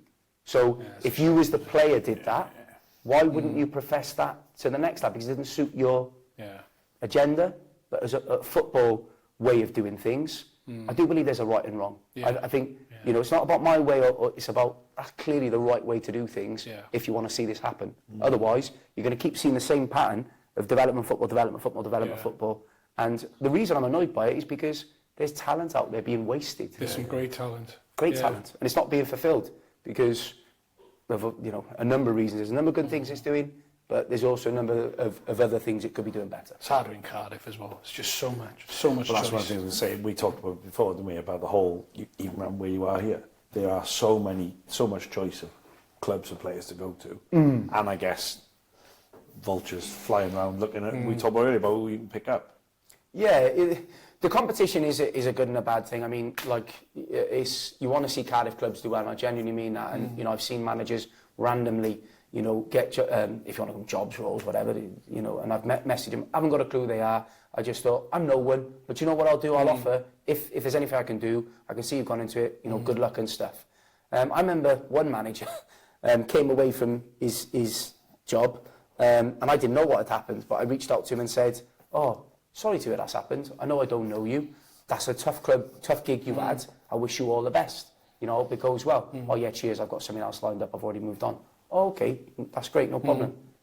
Next thing I know, a week later, he's messaging one of my players to go and sign. And I'm thinking, and these are my words to him, fucking hell, mate, I only messaged you to wish you all the best. All you have to do is message back and say, thanks, I'm going to speak to this player now. Now, I don't know if that's a bit naive of me, but, and don't get me wrong, 3 or 4 years ago, I would take it personally when people would speak to players. But now I realise it's part of it, because it's a small pond. In fairness, I remember, it took me 5 years to realise that when Biggsy went to Corrie's this season and he said, look, Dan, we are going to be probably fishing in the same pond a little bit. It's nothing personal, whatever. And I said, no, do you know what? That's a good way of putting it, Biggs. But you still hope in the... I was speaking to one manager at the beginning of this season. The next minute, it wasn't until a week later I realised he's straight on the phone. Literally, the phone call after me at 6:15, at 6:30, he's phoning one of my players straight away. We've just been chatting away. And I'm like, well, you didn't want to mention that, did you? And then makes out like he only went after my player because I spoke to his player. And it's like, that's not what happened. At least if you're going to tell it how it fucking happened. You had 4 or 5 of my players you're trying to get to training before I spoke to one of yours. And I didn't do it tit for tat. I did it because I thought, I remembered he played. Let me try and have him. Let me see if he wants to come and have something different. Well, that's probably a good place to start wrapping up now, isn't it? Because we're getting into, you finished, so you're already in it. My lot have got one game left. We are now hitting liar season. Everyone is a liar for the next 8 weeks. Yeah. Everyone is like, no, I'm definitely I'm definitely staying, whilst talking to 5 other clubs, trying to get money out of them and all sorts of nonsense. And that's the beauty sometimes, is when you know people like you, and I know Nana Barr obviously, and Biggsy. The number of players this summer that we will talk to as a club at Llanrumney, I'm sure that'll be going, oh, I'm going to Canton, and I'll be thinking, there's no way you're going to Canton. I'll just message you and I'll go, is Dave Smith coming in? And you'll be like, who? You don't realise people talk, do they? Yeah, that's the one thing I would say, is that managers, again, because they know what they're up against. I think the good ones out there, they have honest conversations. They know that it's the way to go about things. It's nice when I can get on with managers that we're not in the same pool of. I mean, like I said, it is maybe a little bit harder to try and get on, and I say get on with Cardiff managers, just because you are fishing in that same pond. So you just want to do it in the respectful way, I guess. Football, I think, like we've always said, football has levels. Levels, not just in your ability, but in your integrity, in how you want to be. And you can only bullshit and blag for so long, because, whatever the saying goes about, a lie has to tell stories, or whatever it is in that way. I don't have to worry about remembering anything. I'll just say what I'm thinking, say what I've said, and remember what I've said. I haven't got to remember what I think I said, so I know exactly what I said. Or remember the lie you told him, but it contradicts the lie you told him, or whatever. Exactly. So I think it is difficult, and this season was a difficult one because, it caught me off guard in the sense of I wanted the squad to whittle down. I wanted there to be a core of players that you focus on. We were blessed over the last year or two in the manage that where we managed to attract and recruit players. But we've done that for years. I've done that for years as a manager. It's why I love this club, and I believe it's got so much potential. Is because of the package, the football package that we offer. No disrespect, if anyone can offer 20, 30 quid or whatever, if anybody can offer a couple of pints back at the club, what can we do different? It's like we said earlier. How do these teams, there's so many teams out there. True. The ones that win are the ones that find something that works for them.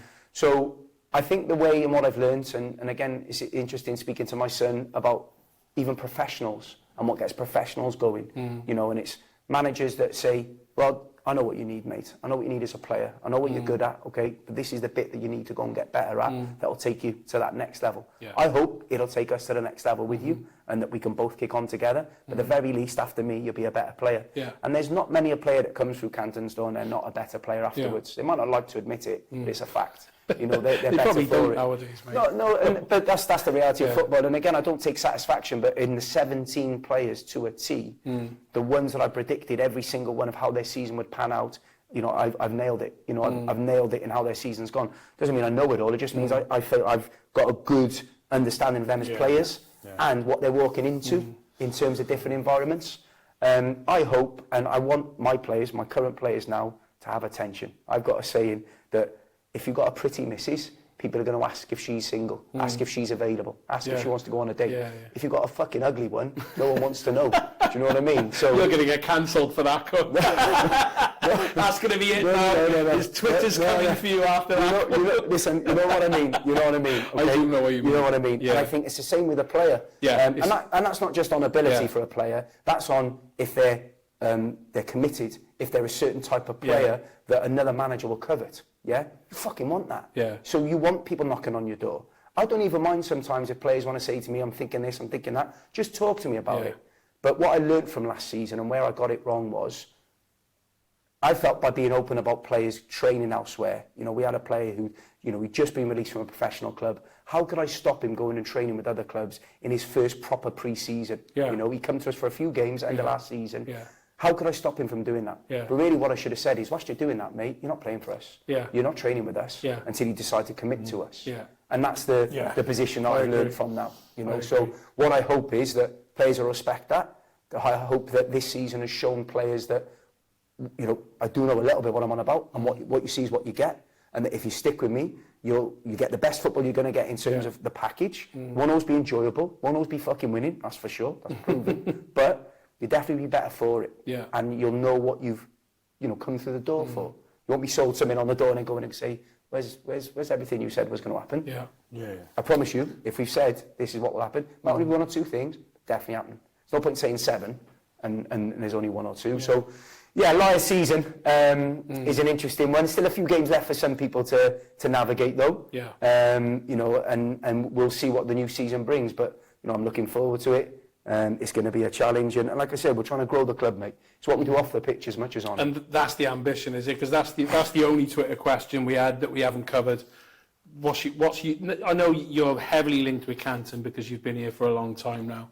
But, you know, what is your ambition, coaching-wise? Yeah, I think everyone says the same. And I don't mean like, you know, that you say something now and it means that you want to be managing TNS next season. But if if we wind the clock forward 20 years and you're probably winding down coaching by then, maybe not knowing you, like when you what have you achieved between now and then? Do you think, or what would you like to? We want to be, you know, the TNS. You know, we want to be a club that is fully functioning, a tier 1 at men and women's, dual gender.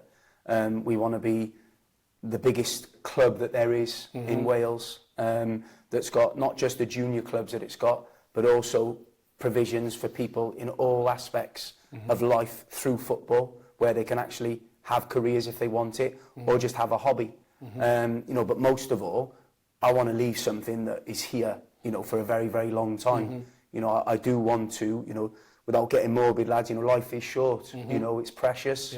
And we're so blessed to have football. And if you've got something that you love and that you're driven by and it really gets you going in that way, I think you've got to make the most of it. And I think you can leave something that will never be taken away. Even when you're gone, it'll still be here long after you. And I think that has to be the motivation. I'd love to, you know, win a few things along the way. You know, when you get promoted, you don't actually lift anything. I was talking to someone about that last week. It's frustrating, isn't it? Because I think where it started that's what it was.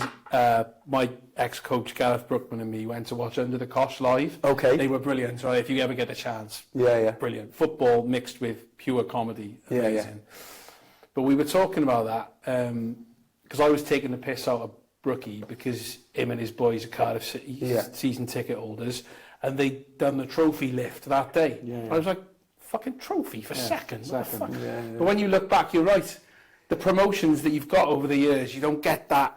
For second, you get a runners-up medal, but you don't get the trophy, do you? Yeah, I mean, listen, I was lucky enough to be in 2 women's FA Cup finals. I didn't keep the runners-up medal. Second in the WSL, didn't keep the runners-up medal. That day that we got promoted, we obviously had the cup final the week later, and you know, I remember Bo saying, funny enough, that we shouldn't have kind of celebrated. We should have just done it and moved on to the final and focused on that. Had Cardiff Cosmos in the final, lost that 1-0.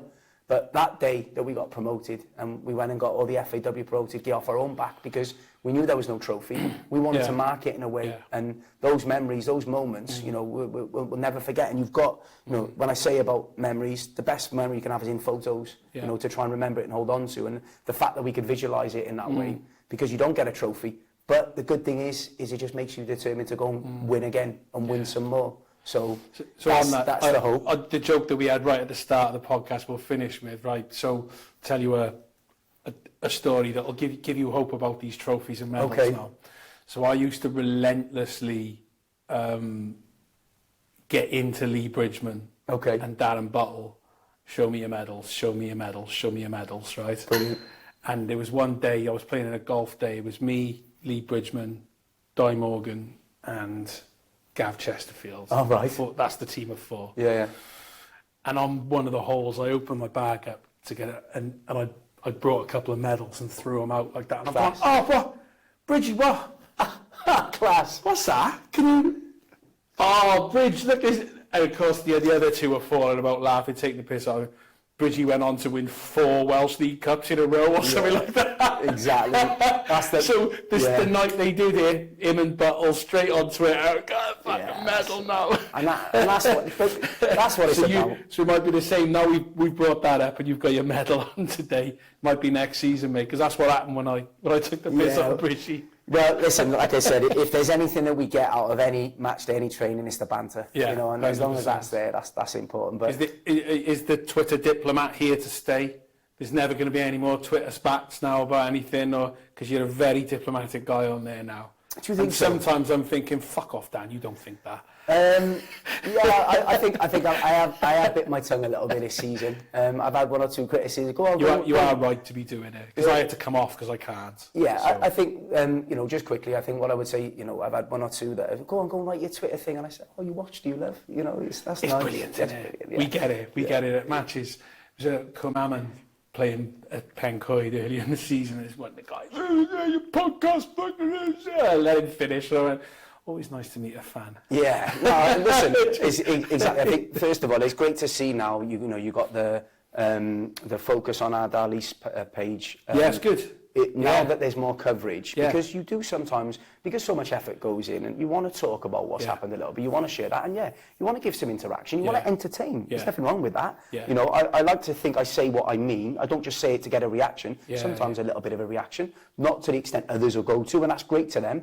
But if you want to have, I don't mind going into it with people if they want to. It's up to them. But no one's gone that far to go into it. But I'd be happy to. It's no problem. Everyone's going to be asking you to show your medals after this. I'll have to get my medals out. Just walking around. To wear that every Saturday. It shows how proud I am. But all I want to say quickly, lads, you know, just because you know this is a great platform that you've given, you know, managers and football people. So you know, please keep it going. Obviously, at the club, you know, in the stalwart that is Brian Camilleri, we've got a fantastic football person who you may not know. His wife is suffering with a brain tumour. Oh no, really? Yeah, sure. And the campaign that we run, Tomorrow's Journey, is in aid of him and his family.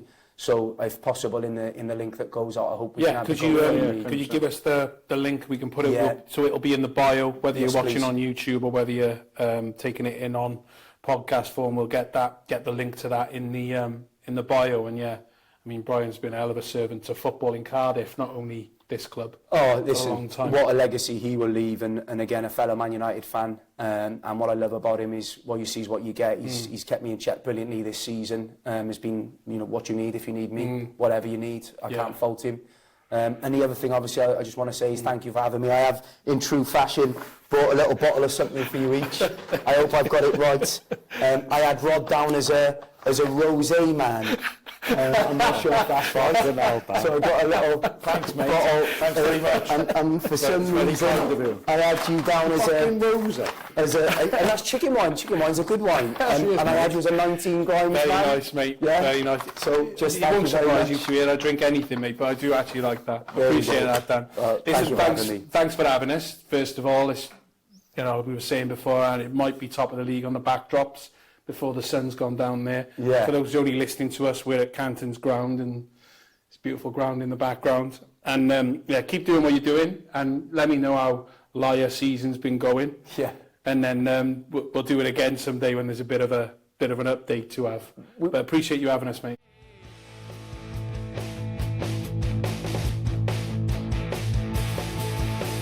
I don't wanna lose you because I can't seem to live without you on my mind. Oh, and I don't wanna lose you in this life. And I don't wanna lose you because I can't live without my battery.